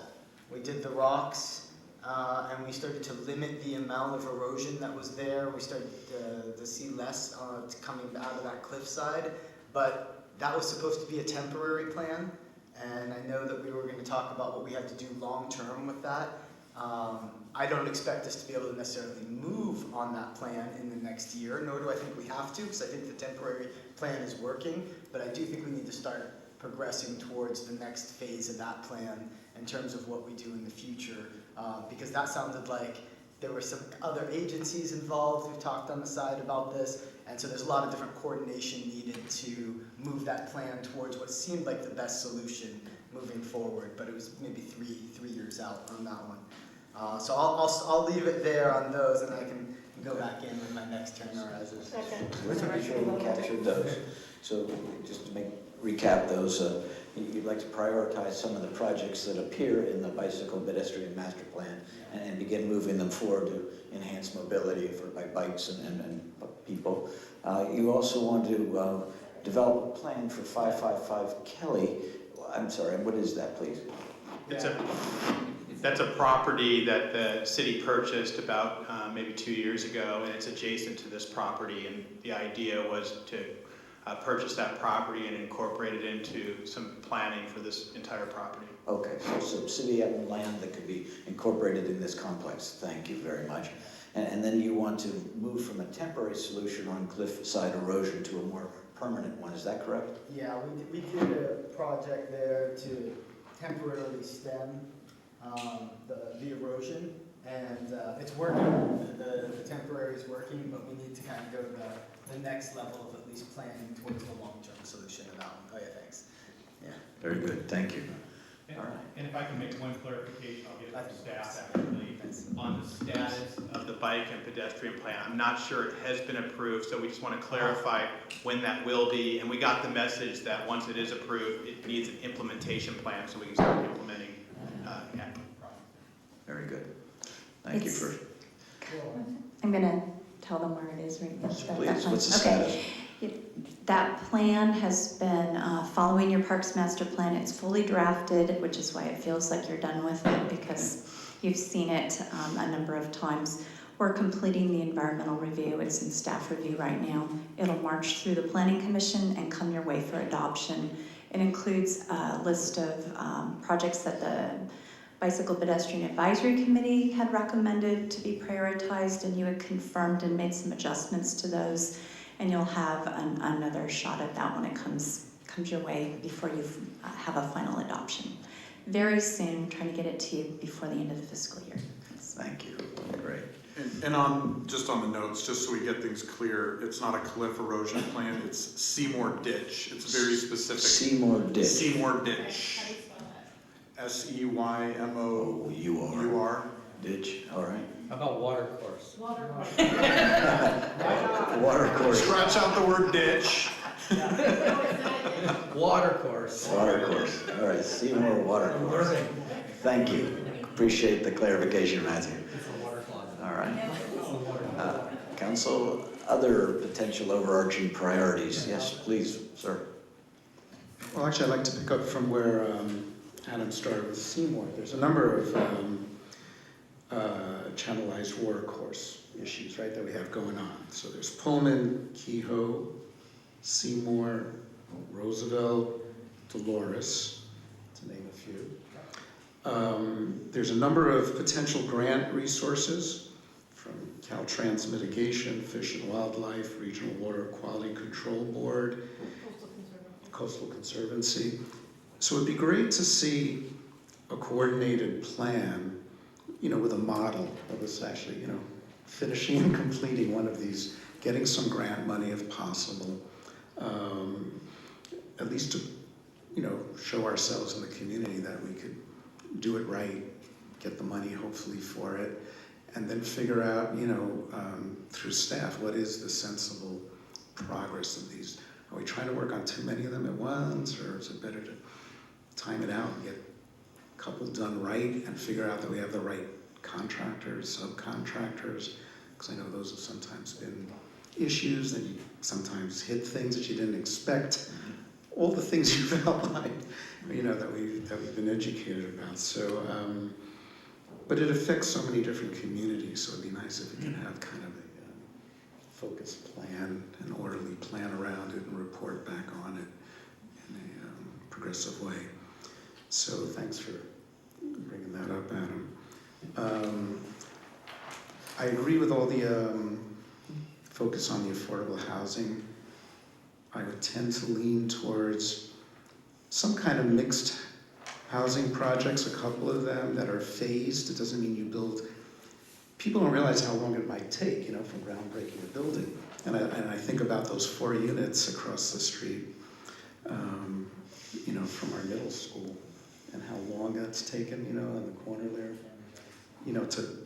from the time we broke ground, and just a lot of different pieces, even getting those 4 units. So I think we should set expectations to the community that we've got some great ideas, but have them, a little more education on that. In terms of all the 4 phases that, Matthew, that you mentioned, make sure everyone's aware of that. And I like the idea of, mixed, so, because people, when we say workforce housing, even then, how are we defining that? Teachers, agricultural workers, et cetera. So there's different financial issues for, each group. And it's something just want to give a lot of thought of how we make that housing available for all the different workforce housings that we're talking about. And my last thing is downtown vitalization. I don't like using the word renovation. Just make it feel more vital, whatever that means to folks. And again, I think a lot of that could be done. There's free resources. There's people who want to do stuff, who want to put on some music festivals. They would take on all the cost. We would have to, of course, support it, with traffic, maybe shutting down a block or 2 every once in a while downtown. You talked about renovating the gas station. We've, it's this great space. Do we put out an RFP for proposals? How that could be developed. Storefront, yeah. I'd be interested in hearing from staff how you think we could go about. And maybe you've got some examples from some other towns that have done it well. And one last thing on the affordable housing. I think Bob and our city manager, Bob and I heard from the San Luis Obispo City Council folks. We ran into them at our training up in Sacramento. And apparently they've had quite a few interesting, very successful mixed projects around affordable housing. So maybe we can benchmark a bit down there and learn from what went well, what they would do differently, how they funded it. But it seemed they've done some remarkable stuff there, so we might get some good ideas. Okay, so let's see if we can recap those 3 ideas. First, you want to complete one of these water course projects and then seek grant monies to do more, and then to prioritize them in order to complete as many as possible in the next 3 years, right? As far as affordable housing goes, you want to be clear with the council and community about what we mean by these terms. You want to achieve consensus on that. You want to be clear on some of the legal constraints that are ever increasing. You want to also be clear on expectations about what is necessary to achieve such housing in order that everyone is as clear as possible about what can be done and how soon and then how. And then your 3rd one was about, I'm sorry. Downtown revitalization. And there you'd like to see what activities, develop a strategy for their vitalization of the downtown. And what that means, you want to hear from staff, but the whole idea is to enliven downtown, correct? Got it, thank you. Mayor. I gave you my top line priority. Just to clarify, my vision is not mixed use, okay? I think that moderate and above people can get some kind of housing. My concern is for low-income and extremely low-income people who are leaving this area in droves. So I just want to make that clear what my dream would be. And also, as I mentioned, that people who already live or work on the coast side would be the occupants. So I have other priorities which I would like to just mention. Tenant protections and rent stabilization are important to me. Again, that's the same community that I'm all concerned about, the 5 families living in a single house.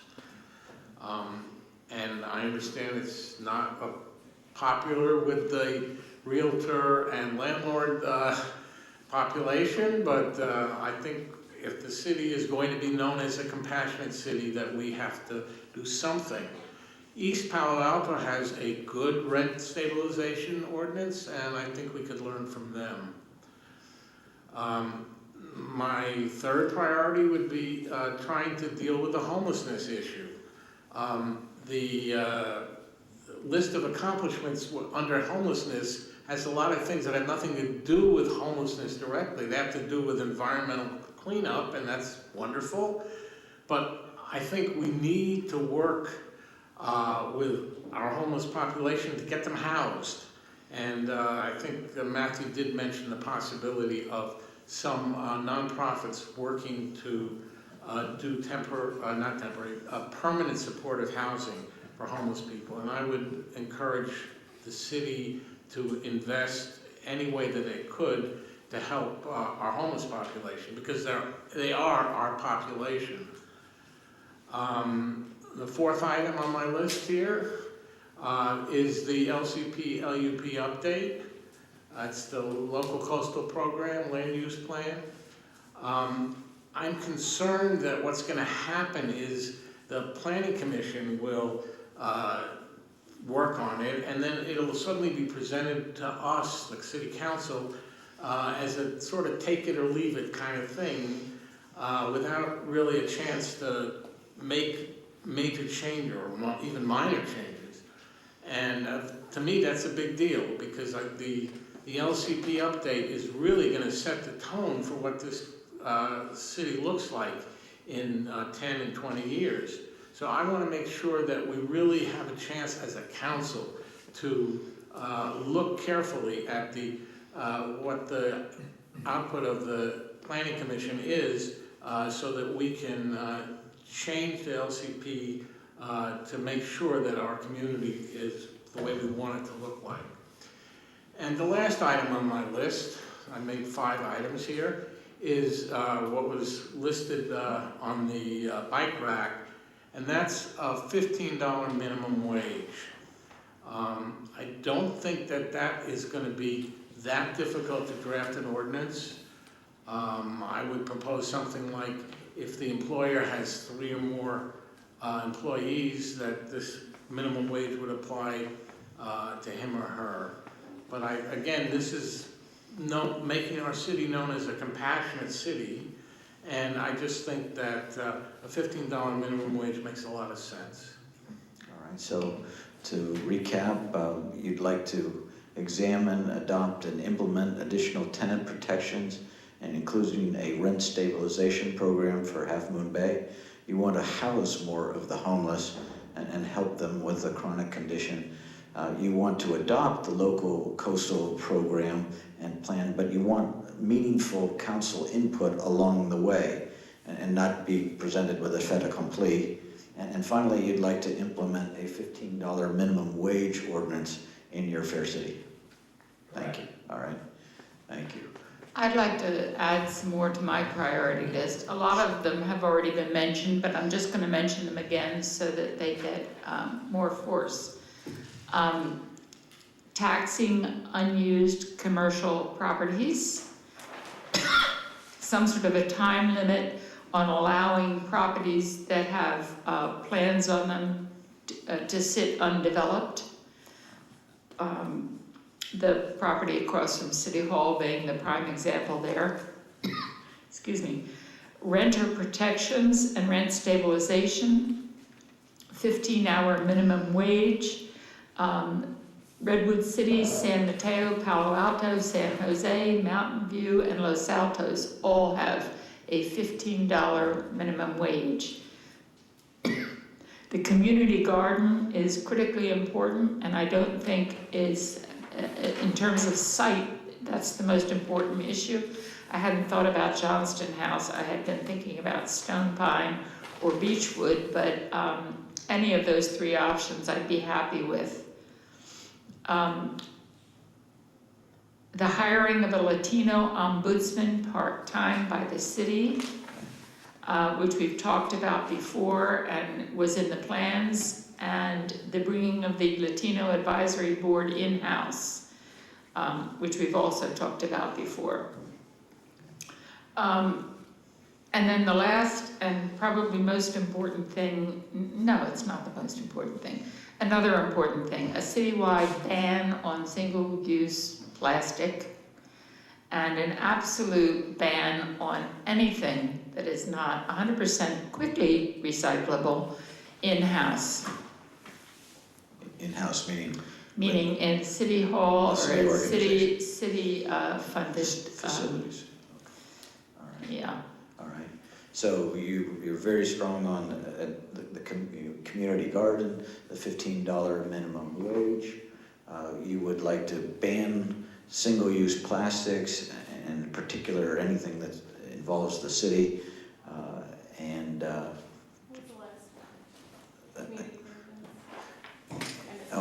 Latino Ombudsman and bringing the Latino Advisory Council as a city committee. Make that a standing city Standing committee city or committee. commission, okay. Right.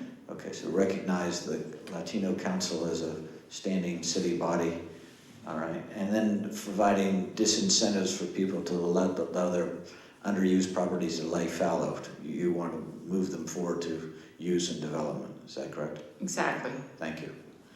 All right, yes ma'am. So I just have a couple more. You're doing great. And no lack of thought. No. So I think it's really important, and probably the number one priority is we need a sort of comprehensive emergency preparedness plan. So I know the county has one and different people are involved, but I think we need one for our community, one that has lots and lots of public input. We need to understand the at-risk, populations in town. We need to understand what the constraints are, what the opportunities are. So I see this mainly, beginning to put this together. There's a lot of things happening individually, but there's, we don't have like everything in one place, like in a plan that we can buy into as a community and start implementing over time. So I think that's really, really important given the wildfires we've had and with the potential for earthquakes and tsunamis and everything else. So, and then we do have an aging community, and I actually brought this up last year at this time. I'd like us to have a town hall for our older residents to understand the population, their needs, and how we might start, doing program development for that population. But at least this year, maybe a senior town hall or a senior older resident listening session. Okay. And then I just wanted to just clarify a couple of things. So as far as affordable housing is concerned, I'd be interested in moving on the nearest term opportunity that we get. And the Yep property is right there, has entitlements. What can we move on, quickly spend our in lieu fee money on to get it going? And if that's the easiest thing to do for now, that's great. I totally buy into the concept of mixed use and not ghettoizing people or isolating people, but I think the situation is urgent, and I'd like to identify the low-hanging fruit and the early opportunities and not be too fussy about, crossing all the T's and dotting all the I's. And as part of this emergency plan, forgot to mention, I think we need to look at, our phone service, our electrical service, understanding those problems are going to be really important. And as far as downtown revitalization, I think we need to look at broadband. I don't think we're going to get economic development or much in the way of housing development if we don't have the sort of utility infrastructure to support that. Okay. So any plan we do is going to have to look at that. That's all I'm saying. So All right. with that, I'll shut up. No. So the first was the comprehensive emergency or disaster preparedness plan, citywide with a number of components and focuses. That's very clear, and that includes broadband.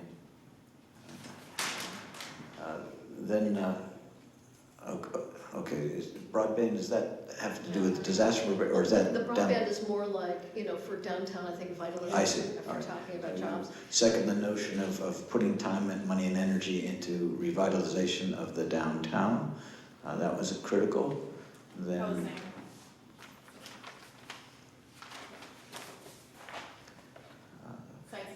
Yes, you wanted to move as rapidly as possible to the affordable housing projects that are closest to shovel-ready. And so that was important. Let's see what we can do in the short term, right? What else? Those were the key ones. Yeah, and that is part of the emergency preparedness, looking at, the state of our, electrical grid and our phone service. I mean, there's just a lot of, we've had some incidents recently that threw all that into relief. It all sucks.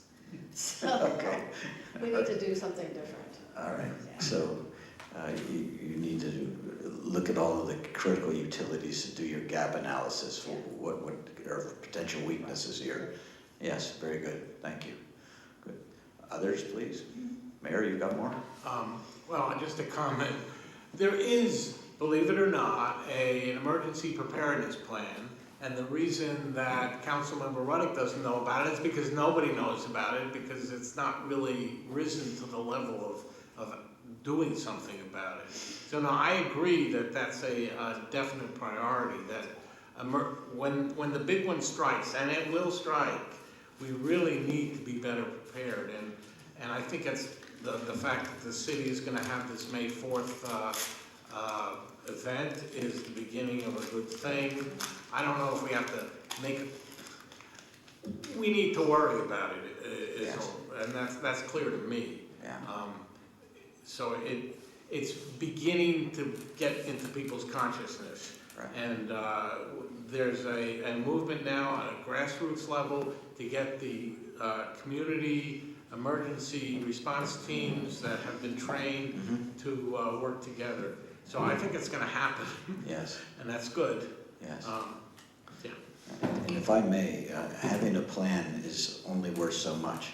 Unless you exercise that plan, unless you are training and staff is consistently working the plan, making sure that the equipment and training is up to spec, unless you're coordinating with the other regional agencies with whom you're going to have to deal when things go very badly, and unless you're keeping your trained CERT and DART volunteers up to speed and engaged, all of it will be for naught. Thank you. Can we clarify the unused commercial properties? Are these vacant or are they underutilized? Vacant. Vacant. Vacant. Okay. I think that's important. So. Okay. Thank you. Anything else that you'd like to add? Yes, sir. I'll just finish off my list and then I have to take a quick break, but real quick. So, first of all, happy that you guys, just in terms of prioritization, I love the way you guys took the short-term rental piece, worked on it from the perspective of collecting the money, and then kind of like, all right, we have to move the other piece of that into a future, which I think is brilliant, just in terms of your own prioritization. So just wanted to thank you for that. One of the things, some of the short-term wins that I think we could come across would be work with the chamber to have the jobs fair. We kind of talked about that. I think that should be relatively easy, the short term, we can make that happen. The Highway 1 and Kelly crossing, we kind of talked about in terms of that. There's that one intersection right out here where there's no way to press a button and nothing lights up before you cross that little portion. Right. And it's very dangerous the way cars come around because they're looking to the left and looking for cars. And so it just seems like with all the kids and the Boys and Girls Club now and all the thing, that's just like a very dangerous intersection right there. I was talking about putting just kind of like a pole on the other side. So right immediately you can hit something when it starts flashing, and that way kids don't have to cross, the first 10 feet before they hit a button. I don't know. You're talking about the southeast corner. I'm talking about the southeast corner. That's exactly right. Yeah. Across from the cheaper. Yeah.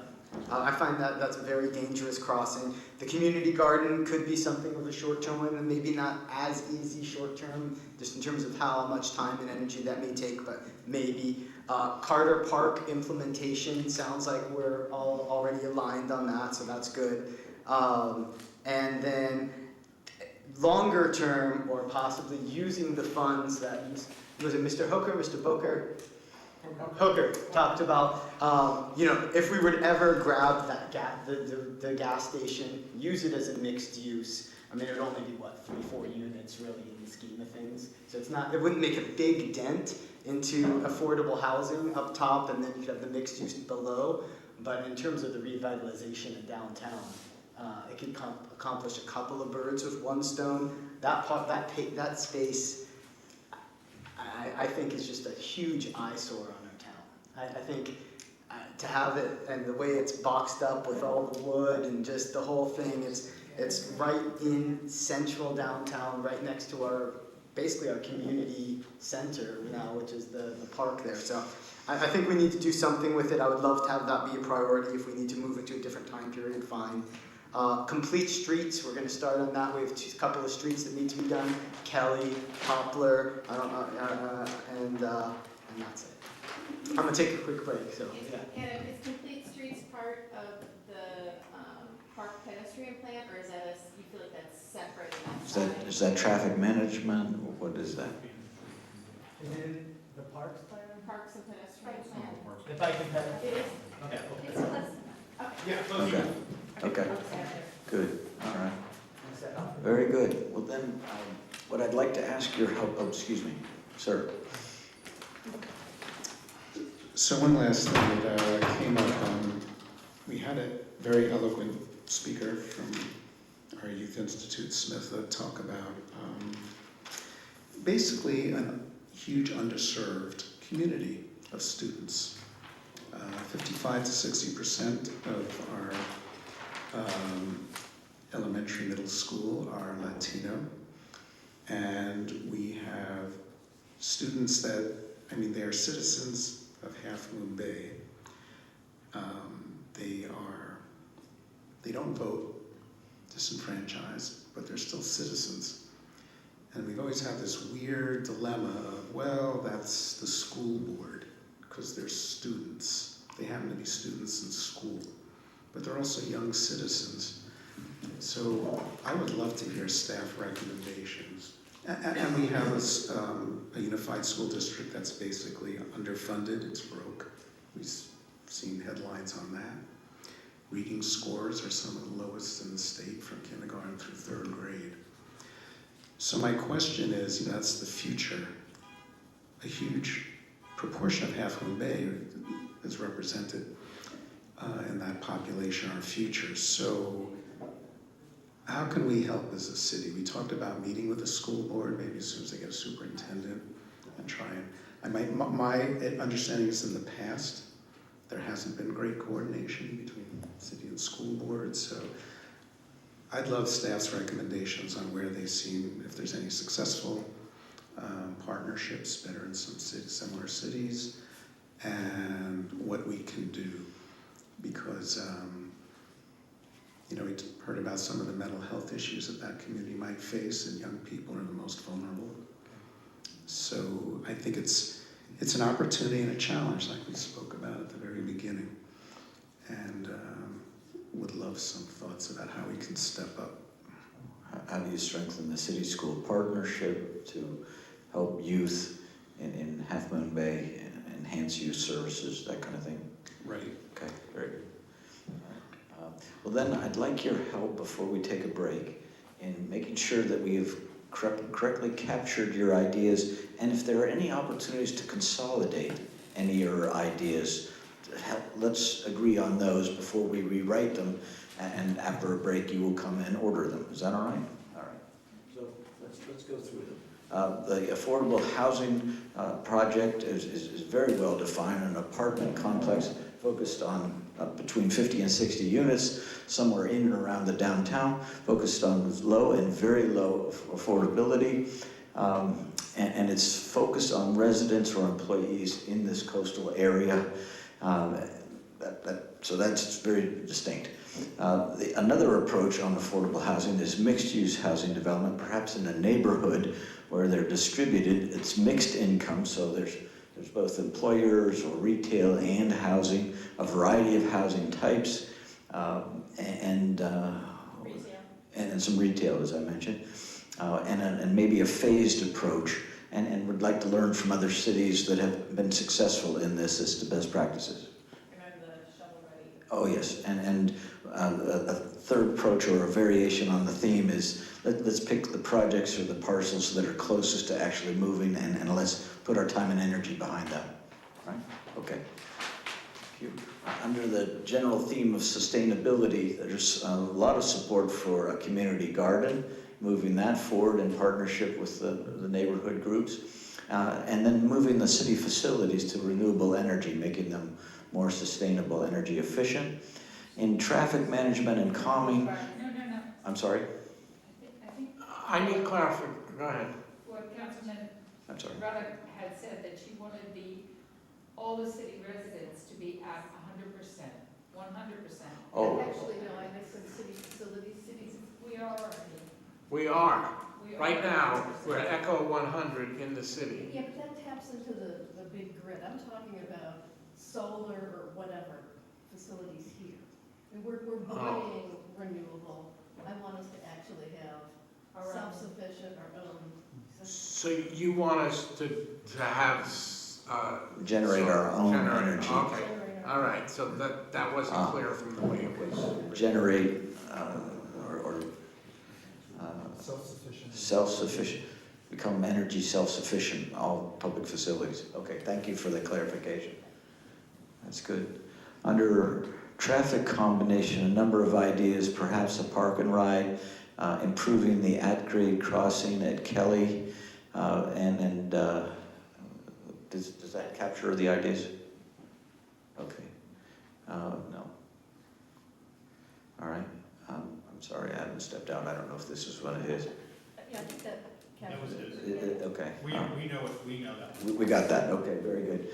You'd like to reduce plastics use and either through banning of single-use products or making sure that in all city facilities and functions that we don't rely on plastics. Is that correct? All right. And it seems if we're trying to combine tasks under larger headings, it seems like that goes under sustainability. Would that be acceptable to the person that I think? As long as we ban them. Okay. So, why, contingent upon his return, we'll consider putting. I wasn't suggesting changing it or anything, just where to categorize it. Yes, yeah, and that falls under that broader rubric, yes. I think that could work. We'll get his consent when he returns. All right, moving along then. Prioritizing the projects in the bike and pedestrian master plan for implementation. And we need to adopt it first, as was pointed out, but then having an implementation plan and aggressively seeking grants to move forward in that particular area. And implementing complete streets, and we figure that's close enough. There's a Venn diagram, there's enough intersection there that's right. Is that correct, Matthew? Could that also get moved into the transportation and traffic management kind of I asked the council. overarching priority idea? TDM and traffic management. So the question is, are these bike and master plan projects and complete streets, could we put those under traffic management calming as a general overarching priority? I would call it traffic and circulation. Traffic and circulation. Calming is more of like a neighborhood nuisance. That's true, yeah. Sir? The idea of park and ride and other ideas like that, commute.org, is to incentivize ride sharing. Yes. So commute.org, for example, will provide free shuttles if it gets you to like another transportation instrument like Caltrans. But we just don't have an idea in the city, like, well, how many people are riding to Caltrans right now? Could they ride share if they're all gonna end up at the Caltrans station anyway? People talk about kids who go to school across all those things.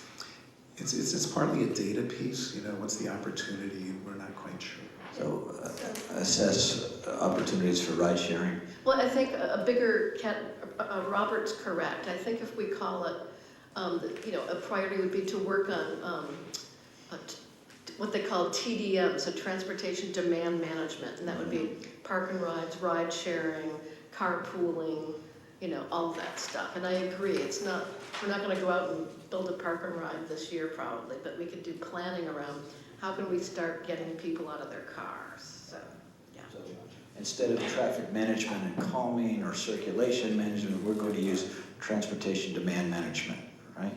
Okay. Thank you. So we'll combine those if that's acceptable. All righty. Thank you. Then we have the developing the plan for 555 Kelly to incorporate into this larger civic complex, right? I have a statement about that, and that is, if we are not going to be developing a plan for our citywide complex here, then let's sell 555 Kelly and put that money into our affordable housing. It's sitting there, it's been sitting there for a year. Are we talking about a plan that we're going to get anywhere near in 5 years? I don't think so. Well,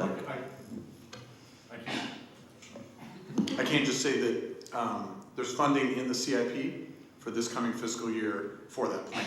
So it's built into our plan for the next fiscal year, kind of outside of this process within the CIP. So if I understand, Councilmember, your point is it may be after you develop your strategy that it isn't credible, realistic to incorporate it into the civic complex, and you would rather convert that into funding for affordable housing.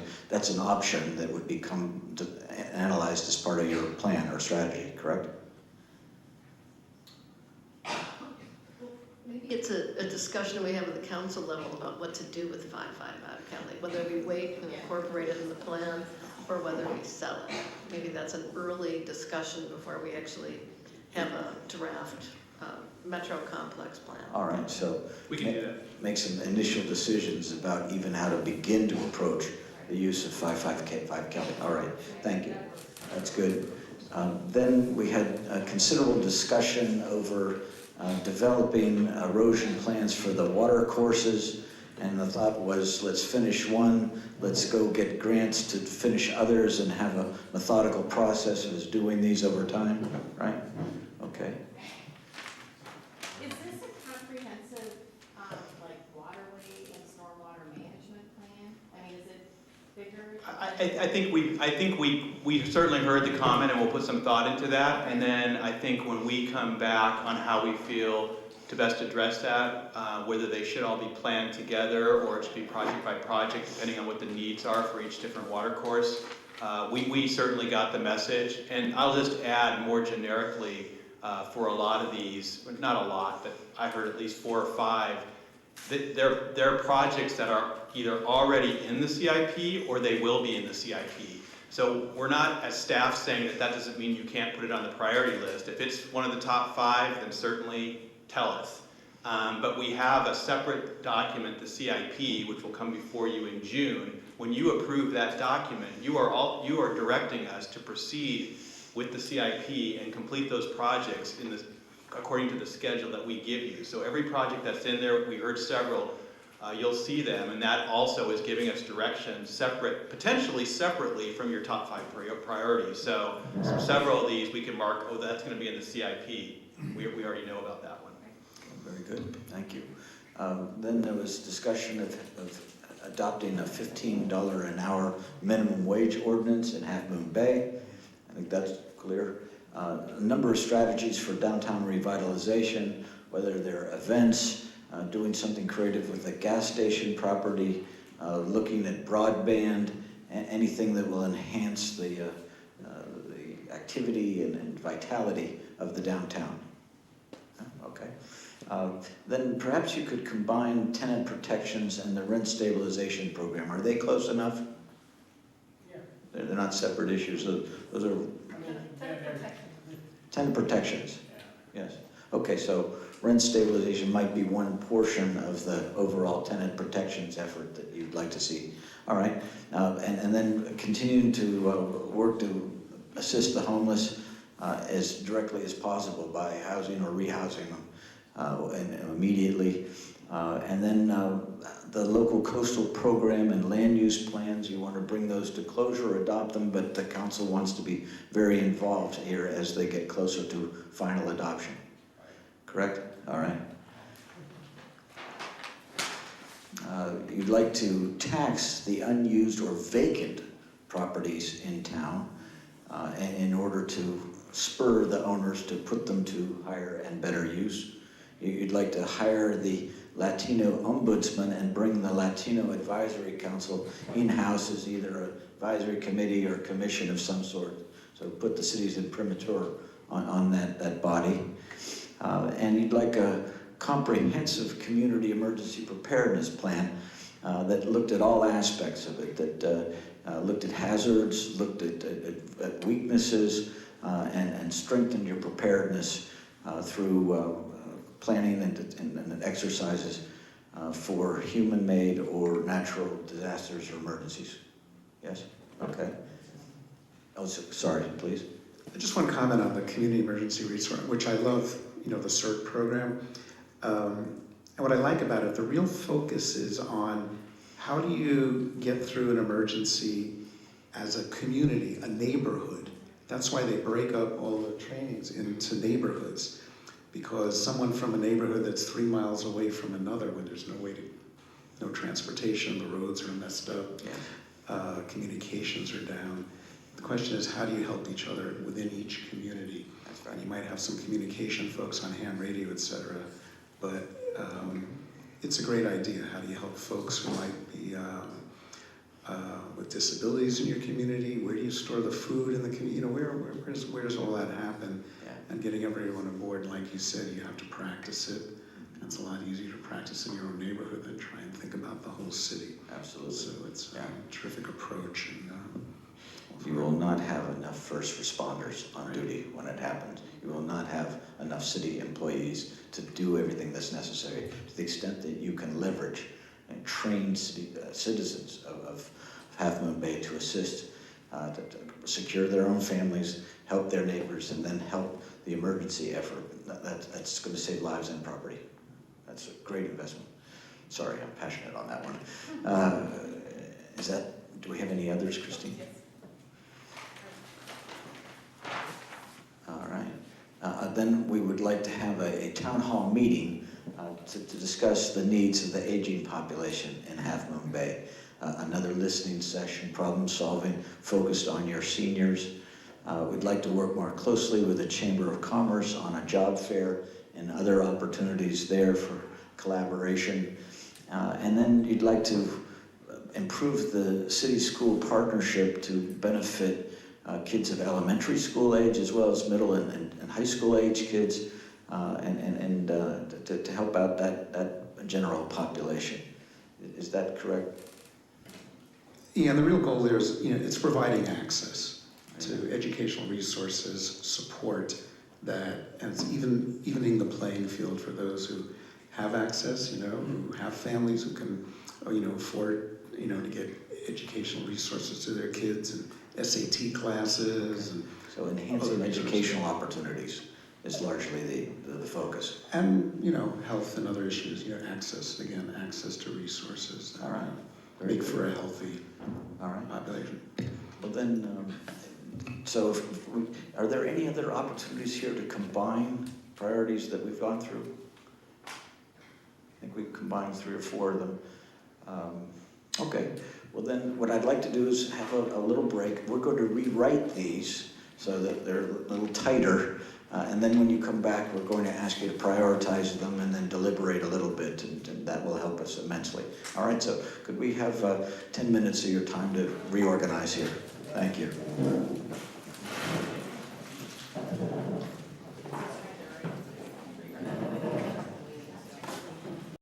So Christine has given you your own favorite colored marker, and what we would like to invite you to do now is to stand up from your places, go examine the overarching priorities that you've identified and put either a check mark or an asterisk or a star next to the 5, count them, 5 most important priorities for the next 3 years that you'd like to indicate.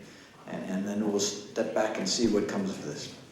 And Rod, just to be clear, I want to make sure I understand it, but I also want to make sure the council understands it. So you've put broader categories in some instances with related tasks under those. And so, for example, transportation demand management, you have several bullet points, you're wanting them to vote for transportation demand management. Correct. All those tasks could be fair game under that if that's a priority. That's correct. So you want them to vote on the broader bullet point that's up there. Thanks Some of them don't have sub bullet points, but the broader ones, it shouldn't go on the specific task. Indeed. Thank you for the clarification. All right. Latino Advisory Council and hire a Latino ombudsman or something are already in the city's Maybe they don't need to plan. be up there. Maybe they should be up there. But I'm not sure where we are on that. Do you want to comment on that one? Well, what I can mention, last year, we also had what we called a just do it list. There were some of these things where, yeah, we're just gonna do it. Yes. It doesn't rise to the level of, you need to put a bunch of additional resources into it or anything like that. Some of these things are, we're just gonna do it, and maybe that's part of the wrap-up too, as we identify some of those. The city manager has pointed out that a number of the things on this list are in the proposed capital improvement program that will be coming to you in June. So it may be helpful if you'd like to take another minute and have staff indicate with a separate color which ones are already being planned for implementation in the next year or so. Would that be of help to the council? Yes, that and also which things are in the newest category. All right. I think they should just be crossed off right now. If they're gonna, yeah. Cross them off. Cross them off. All right. Are we putting numbers next to ours? So Matthew and I are gonna mark ones that we think are already being worked on, so if that means they don't want to vote on them. So this is being, No. okay.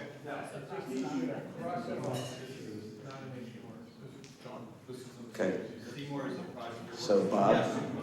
Cross them off. Bob, I'm hearing a consensus from the council just to take any items off that you're pretty sure are going to be on the work plan in any case, whether it's part of the CIP or the Just Do It list. Matthew, you make it, instead of yellow, and make it blue or. Just take them off. Here's red.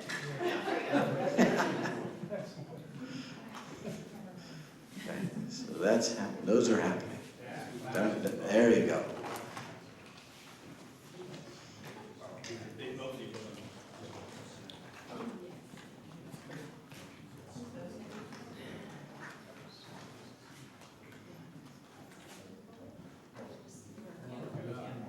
Okay, that's happening.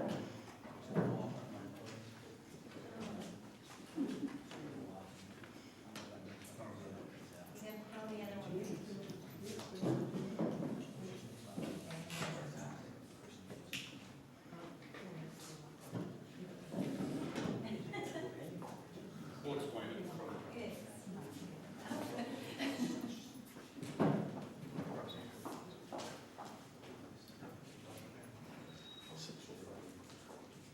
So on the. Sorry about this, but this will make it easier, I think. Yes.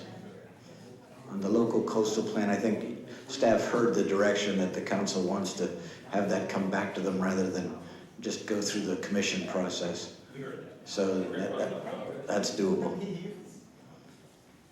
We're gonna cross off local coastal plan because it's in the works, we got it. I think we will actually decouple these two. Tenant protections is in the works, we'll cross that off. Rent stabilization will leave as an item because they are decoupled. Okay, thank you. Good clarification.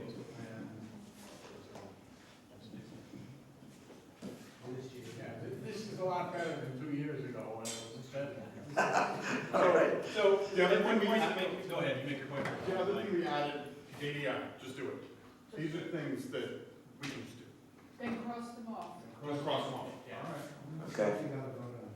So, I just want to make one point on these housing philosophies. So, in terms of commonality, we heard affordable housing from each council member. So one way or another, we have a feeling you're going to vote for affordable housing, it's going to be on our list. And as Rod said, we as staff are going to come back in May and say what we can do in 1 year, 2 years with regard to affordable housing.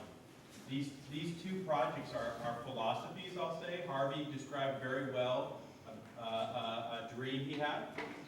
And Deborah also described, I would say, a different approach.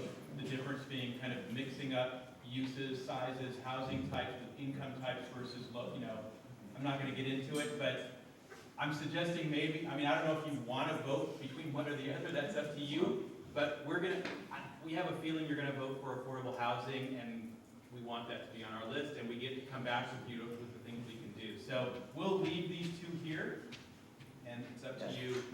I asked the council whether they wish to combine these, and the answer was no. They are separate approaches to affordable housing.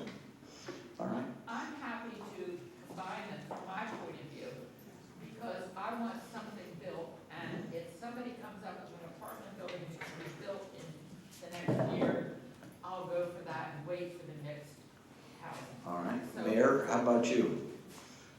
Would you consent to combining your approach with the mixed-use approach? Let me see if I can, can you explain that? Yes. What I understand is that you're being very pragmatic.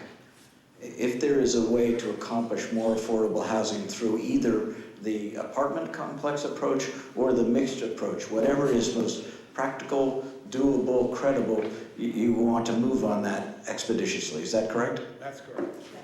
All right, well then, and if that's the understanding, then let's combine these two and just say, yes, move forward smartly on affordable housing. That's the direction, correct? So that means we only have to vote on 4 more items, because that's number Okay, 1. so okay. All right. Cross it off, it's done. All right. That is everybody's priority, correct? I mean, is there anyone who's? Yeah, well, we're gonna do 4. We're gonna do 4, then we're gonna count that one as one. Don't cross it, just put a big one on. Big one. Big one. So all 5 have used up a vote on that one. Correct. Got it. Done. Consensus. See that in review tomorrow. This is too easy. So now you have 4 votes, and we've minimized the categories. That's right. So, Yep. correction Any to one of the, those, doesn't matter. yes. Check asterisks. As the city manager says, you now have 4 votes to distribute amongst the remaining proposed priorities. Please do so now.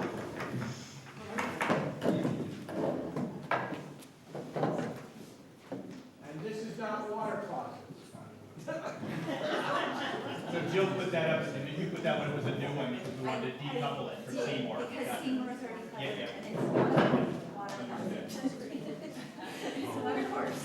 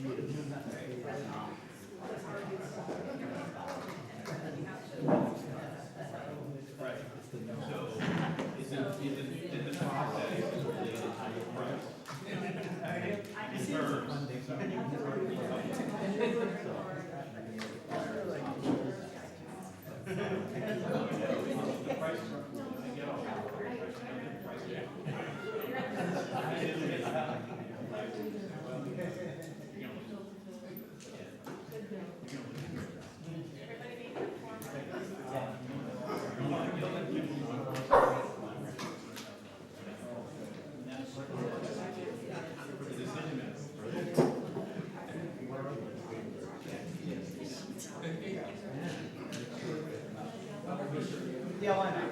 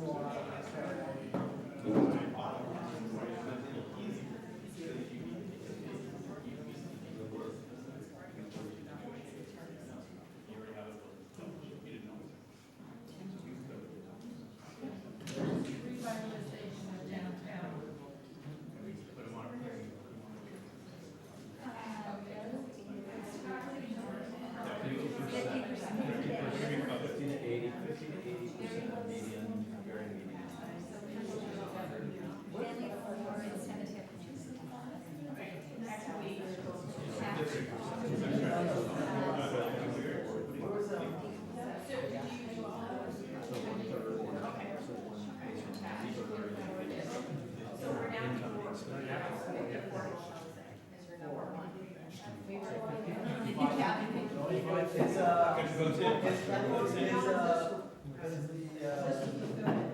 probably at their downtown revitalization. We'll see if you can get away with 4,000.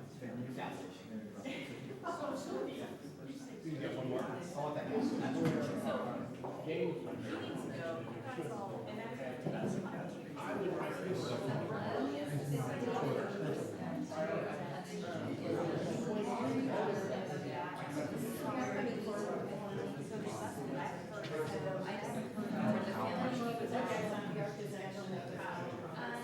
I've heard that too.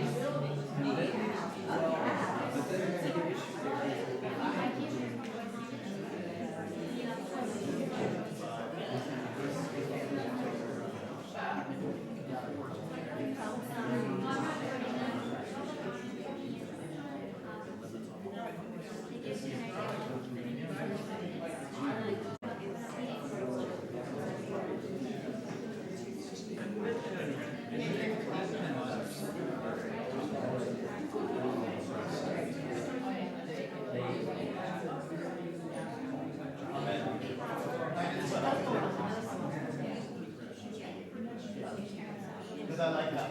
Yeah, that's true.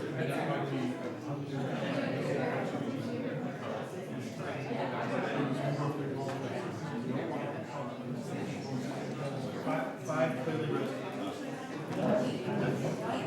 5 goes to the top, but we're going to give a second round, make sure that's fine.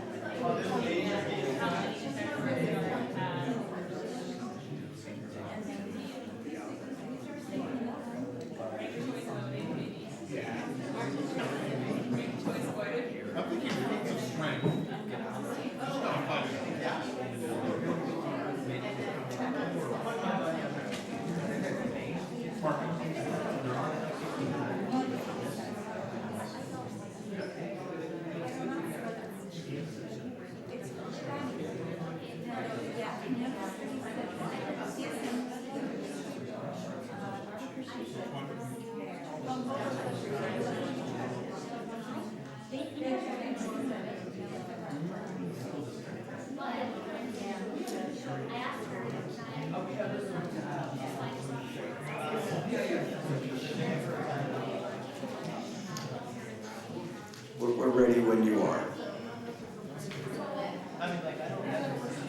We're ready. All right. Members of the council, staff, community, based on this very rough prioritization, we see 5 potential priorities that enjoy the highest level of city council support. Affordable housing was right off the bat, and that's no surprise. Having interviewed the 5 of you, it came up again and again and again. So very clear emphasis find from staff what can we do to move forward on affordable housing as expeditiously as possible. There's equal support for really making a comprehensive effort to prepare Half Moon Bay for an emergency or disaster, and working that through and making that actionable. So that it was right there tied with affordable housing. Then a three-way tie for second place is all of the transportation demand management activities that are listed up there that will improve mobility, as well as all of the sustainability actions that you surfaced as potential priorities, as well as those efforts and activities that could enhance and revitalize your downtown. These are the top 5 priorities of the council at this stage. What do you make of your initial prioritization? How does this fit? Can you repeat that, please? Okay, so Mayor, we wrote it down here. Affordable housing. You wrote it down. Yeah. Affordable housing, emergency preparedness, transportation demand management, TDM, sustainability, and downtown revitalization. Those enjoy the strongest support across the council. I think we need 6 priorities. I feel very strongly about the minimum wage. Okay. And the minimum wage got 2 votes based on our initial. How do the rest of you feel about moving minimum wage up to the level of the other 5 priorities that surfaced initially here? I was one of the 2. I think it's. But to be fair, it's not a very staff-intensive effort. Yeah, I think there exists multiple minimum wage ordinances in other towns, and my guess is, I'm not an expert on this, but my guess is that making it fit for Half Moon Bay is not the end of the world. Except it's going to require a lot of public outreach to be done right. We want to understand, we don't want to hurt small businesses, so we need to set thresholds, and then we need to talk to the employers. See, we can't just put it up there and adopt it. We could, but that's not really good form. No. Councilmember process, just a process check here. Yeah. We voted. These were the top 5 vote getters. Correct.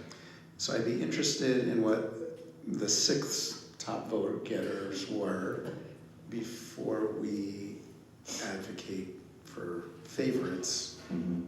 What are the ones that actually did get the votes? 2 that had 2 votes, minimum wage, and there was 1 other. Rent stabilization. And those are the 6. Would be the Those both 6. had 2 votes.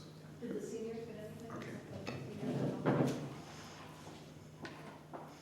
Oh, that was a just do it. That was Oh, just. just do it, okay. All right. Does that answer your question, Councilmember? So rent stabilization and the $15 an hour minimum wage. To your point, finding other ordinances out there is not hard, but educating the community and administering a new law like that is staff intensive initially. For some months or years, it'll take people time to adjust to it, and there'll be those who will be scofflaws and just refuse, and then city attorney is going to have to get involved to ensure compliance. So it's not a snap. I just want you to know that. I'll point out too that there are many employers on the coast side who do pay $15 an hour. That's right. So, we might just identify who those are and, as a starting point, that might not take long. You could have an intern, maybe just research some businesses and just sort of do scope out the issue, but. All right, so. I'm not interested in scoping out. I mean, we need to scope out the issue. We need to know how many employers have how many employees. I'm not saying it's a quick thing to be done. I'm saying we're in a crisis right now with our housing, and the other side of the housing, according to the listening sessions and what people talked about not being able to afford to live here, is they don't make enough money to even afford an affordable housing. So it's a two-way street. You've got to work on both sides. It's one issue with 2 sides to it. if you don't have enough money to pay rent, and if you don't have a place to rent, they're the same. And that's why I'm thinking it is important. The state's gonna be doing it. There are 6 towns that are already doing it. There are others that have less than $15, but there are 6 towns in our county that are already doing it. And it's not enough. $15 an hour is not enough, but it's at least something. So I think it's important. And I don't know why we decided there were only 5 priorities. I think I don't see much difference between 5 and 6. The staff can come back to us and say, we can't do this. That's fine. I can hear that from the staff. I don't mind hearing it. But it's a priority to me. And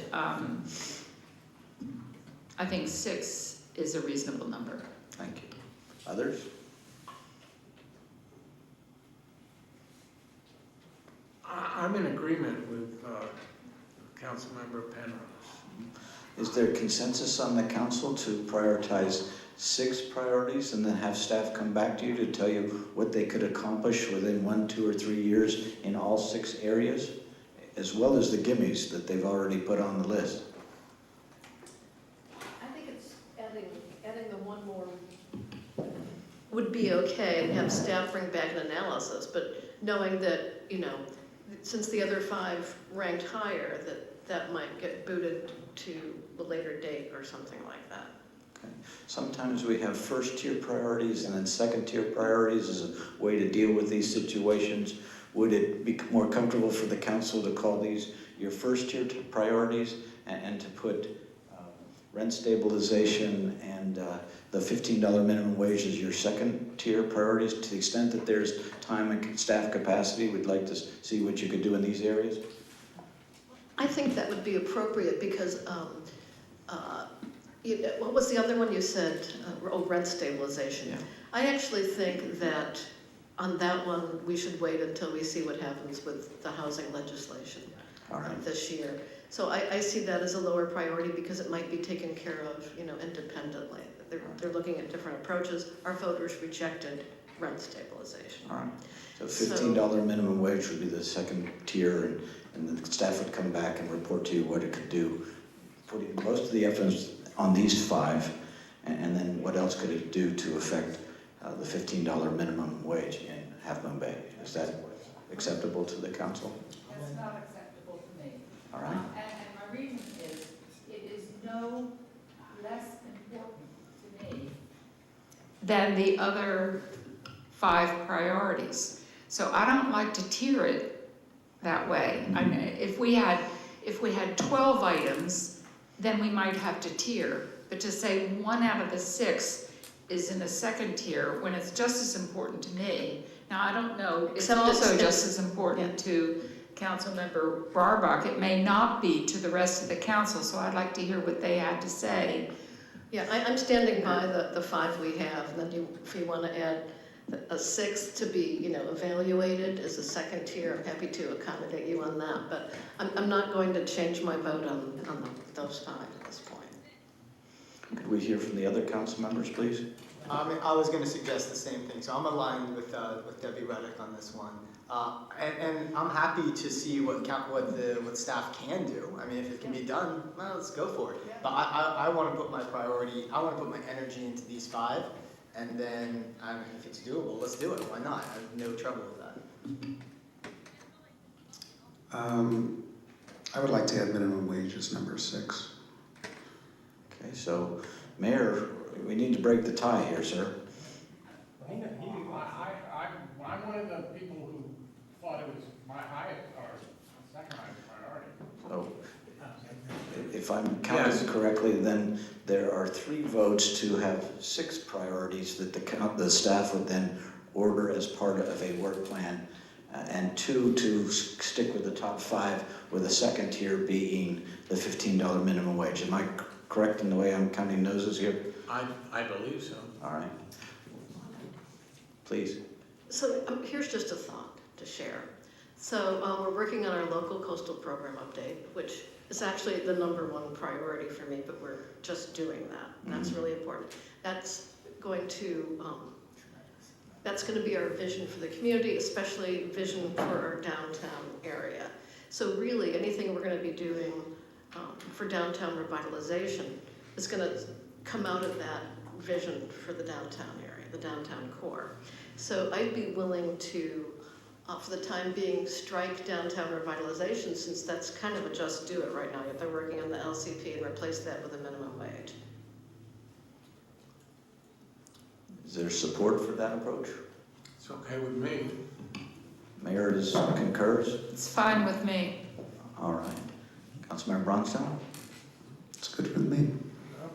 All right, so we're going to strike downtown revitalization, and we're going to, the council is going to adopt 5 overarching priorities for the next few years: affordable housing, emergency preparedness, transportation demand management, moving forward into sustainability, and the $15 an hour minimum wage. Those are your 5, correct?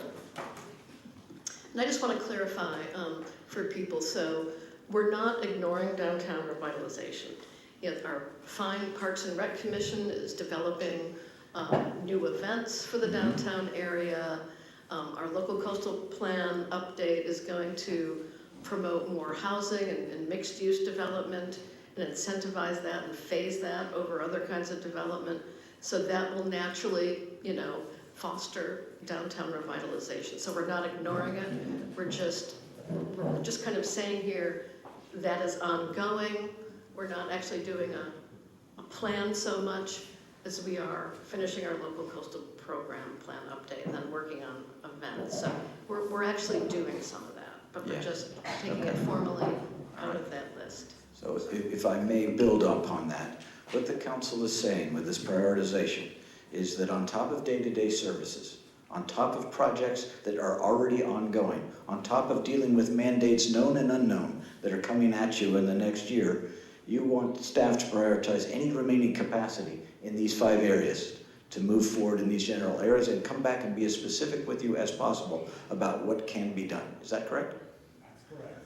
All right, very good. I do think that the $15 minimum wage is part of sustainability, and it's also part of the, the overall ability to be able to afford housing, right? Hopefully, we're going to be putting people in a better spot. So it kind of ties together with sustainability and affordable housing. So You could draw a Venn diagram very nicely to show the intersections there, yes.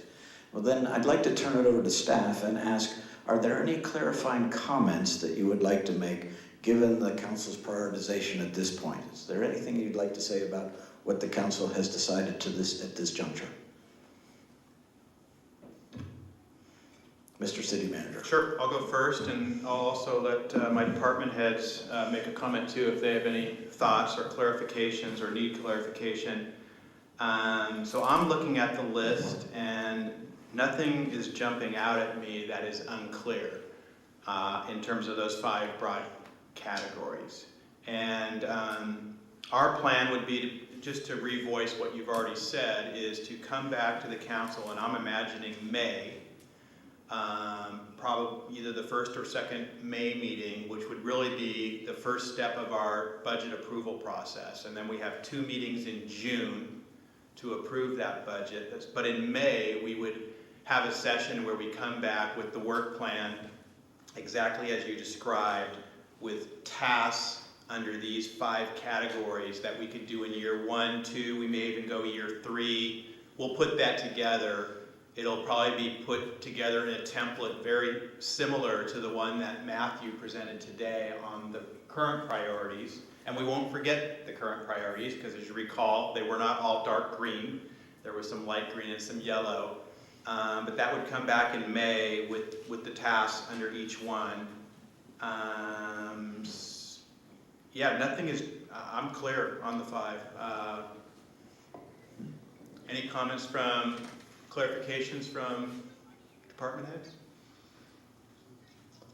I mean, I'll just point out, I gave a summary of the listening sessions and some key themes that came out of those. And I don't think it's just because we had the listening sessions, that I think it also is to the point that the council and staff are well connected to the community. We understand the community's concerns, but the top 3 items I had on my list for the listening sessions were affordable housing, public safety and emergency preparedness, community infrastructure, and traffic.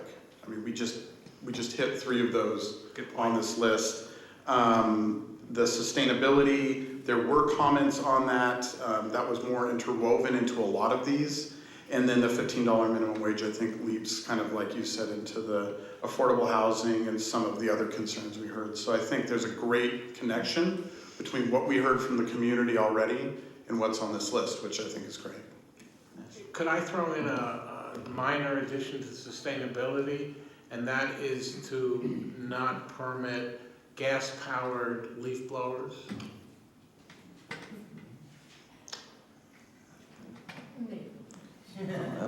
Let the staff come back with you on that.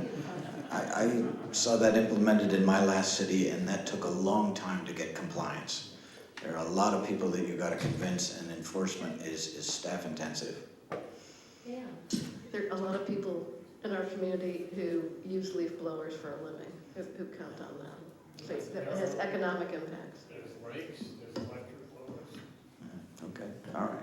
I do have one comment, additional comment on the one that was eliminated. So downtown revitalization was on the list. We decided to substitute and take it off. And it is true that there are some ongoing things clearly that we're doing in that area.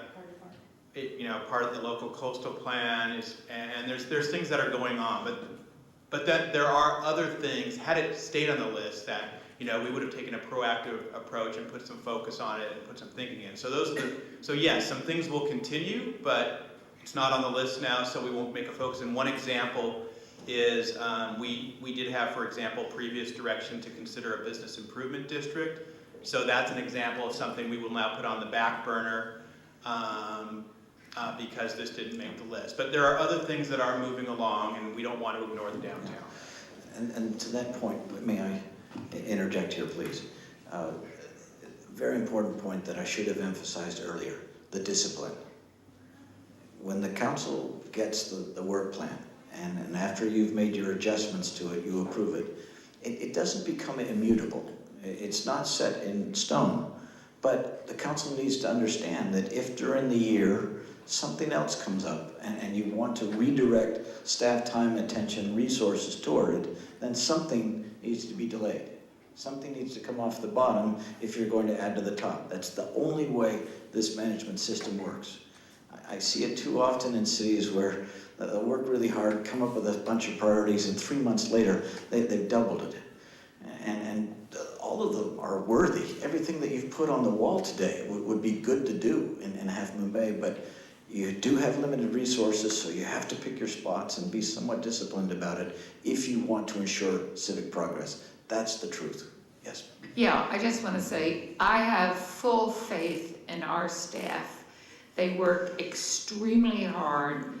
I don't need them to work any harder than they're already overworking. Thank you. And I trust that they will tell us what they can do and what they can't, and I'll believe them when they say it.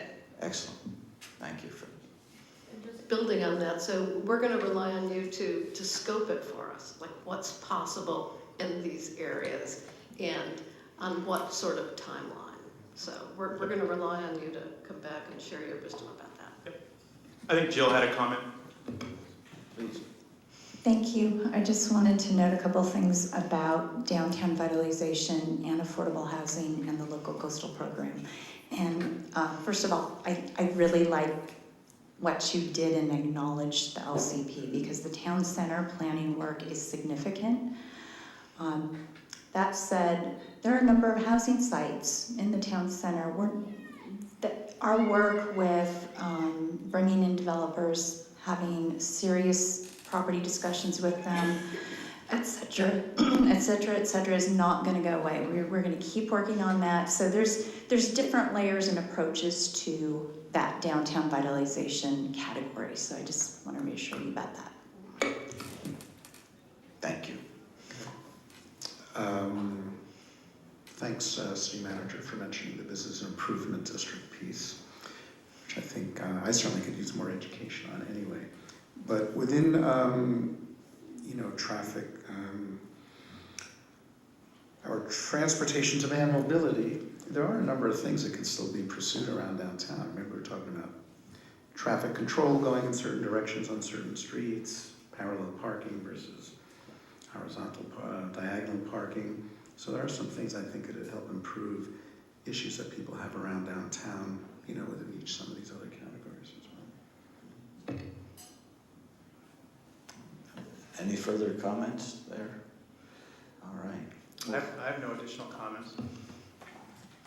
Then, these are our agreements then that the staff will return to you in the near future with the work plan for the council's consideration and then adoption. As far as other agreements that were made earlier in the morning, we will memorialize those as part of a report back to the council of what we heard you say that you intend to do. And then the staff is committing to keep you apprised of progress against this work plan, and it will be part of the evaluation system for your city manager. Any further commitments that we need to memorialize at this juncture?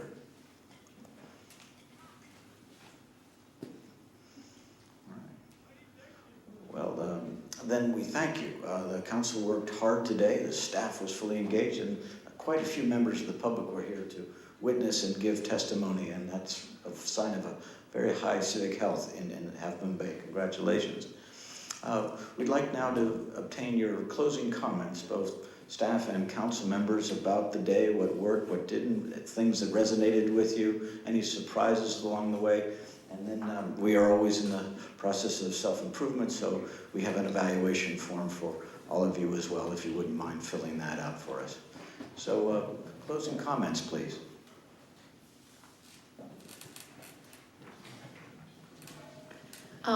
So one thing that seems clear to me after our discussion about all the important issues in our community and all the things we'd like to get done is, I don't mean to add something to the work plan, but it would be helpful if we had a volunteer program and a formal, I guess we have an internship program, but there are a lot of folks in the community who would love to volunteer.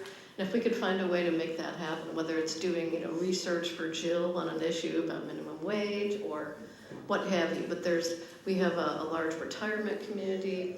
You know, I think government jobs are good for young people. It's a way for them to, you know, get some training and mentoring maybe for public service. But I think it just shows to me that we could benefit from having a volunteer program and then enlisting the community to help get some of this work done. So. Thank you. But I thought it was helpful, and I'm energized and excited about working with our great staff in the coming years to see this stuff getting done. So yes. Thank you. Thank you. Other comments, takeaways? Yeah. So this is my third year going through this process, and this year in particular, it became so apparent to me going through it with the staff and the different councils. First of all, how aligned the council is, generally speaking, moving forward, which I'm extremely appreciative of, to be a part of a council that's forward thinking and has ideas about what to do in the future, but also like similarly minded and knows how to disagree but politely. But also then with staff, the same type of relationship. And this is, you know, I feel like this meeting was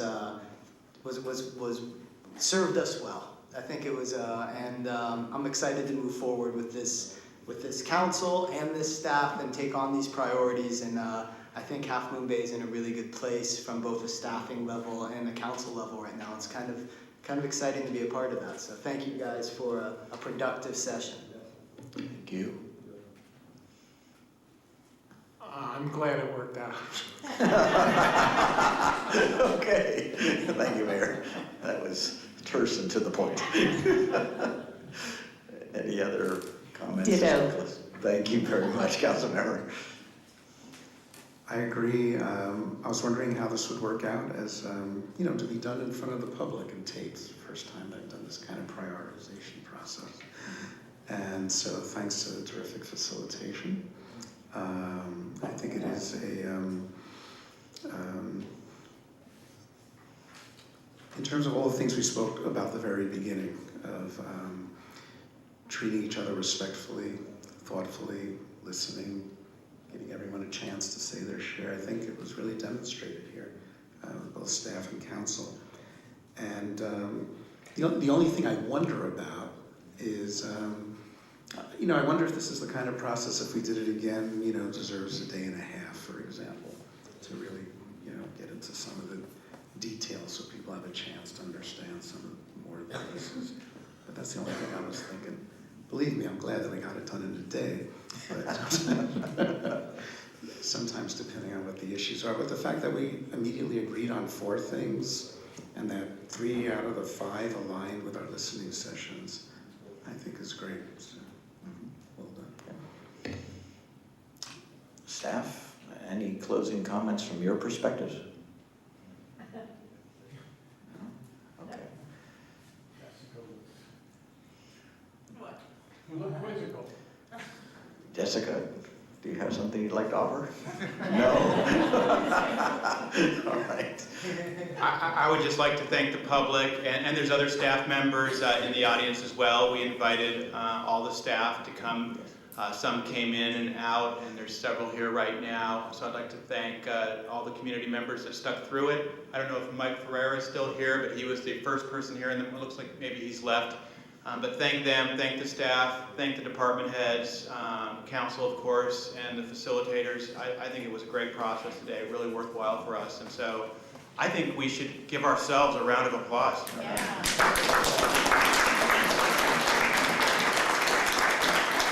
Well, on behalf of management partners, thank you for allowing us to be part of this. Christine and I found this to be a very positive and constructive process. I've talked to dozens and dozens of councils all over the state and served my share of them, and I think this is a very strong council. I think you are very smart people who work together, as indicated in putting the community first. I think ideologically you're aligned, and you treat each other with dignity and respect, and more important in some ways, you treat the public with that same level of dignity and respect, and you appreciate your professional staff. And when you have those things going for you, all kinds of things are possible. I also had an opportunity to interact with some of your staff, and as I indicated earlier today, you have a tremendous amount of talent, and you all acknowledge that. So that makes for a highly motivated city staff, because they know they're appreciated and that you'll be there for them when things don't go quite right. And I'm also very impressed with the community itself. Very educated, sophisticated folks, very interested in moving your city forward. So you have a reasonable budget, you have a beautiful place, and you have alignment now in governance. So the future is bright for Half Moon Bay. There is no question in my mind. Thank you for your time and attendance. Mayor, are we adjourned? We are adjourned with our thanks. All right.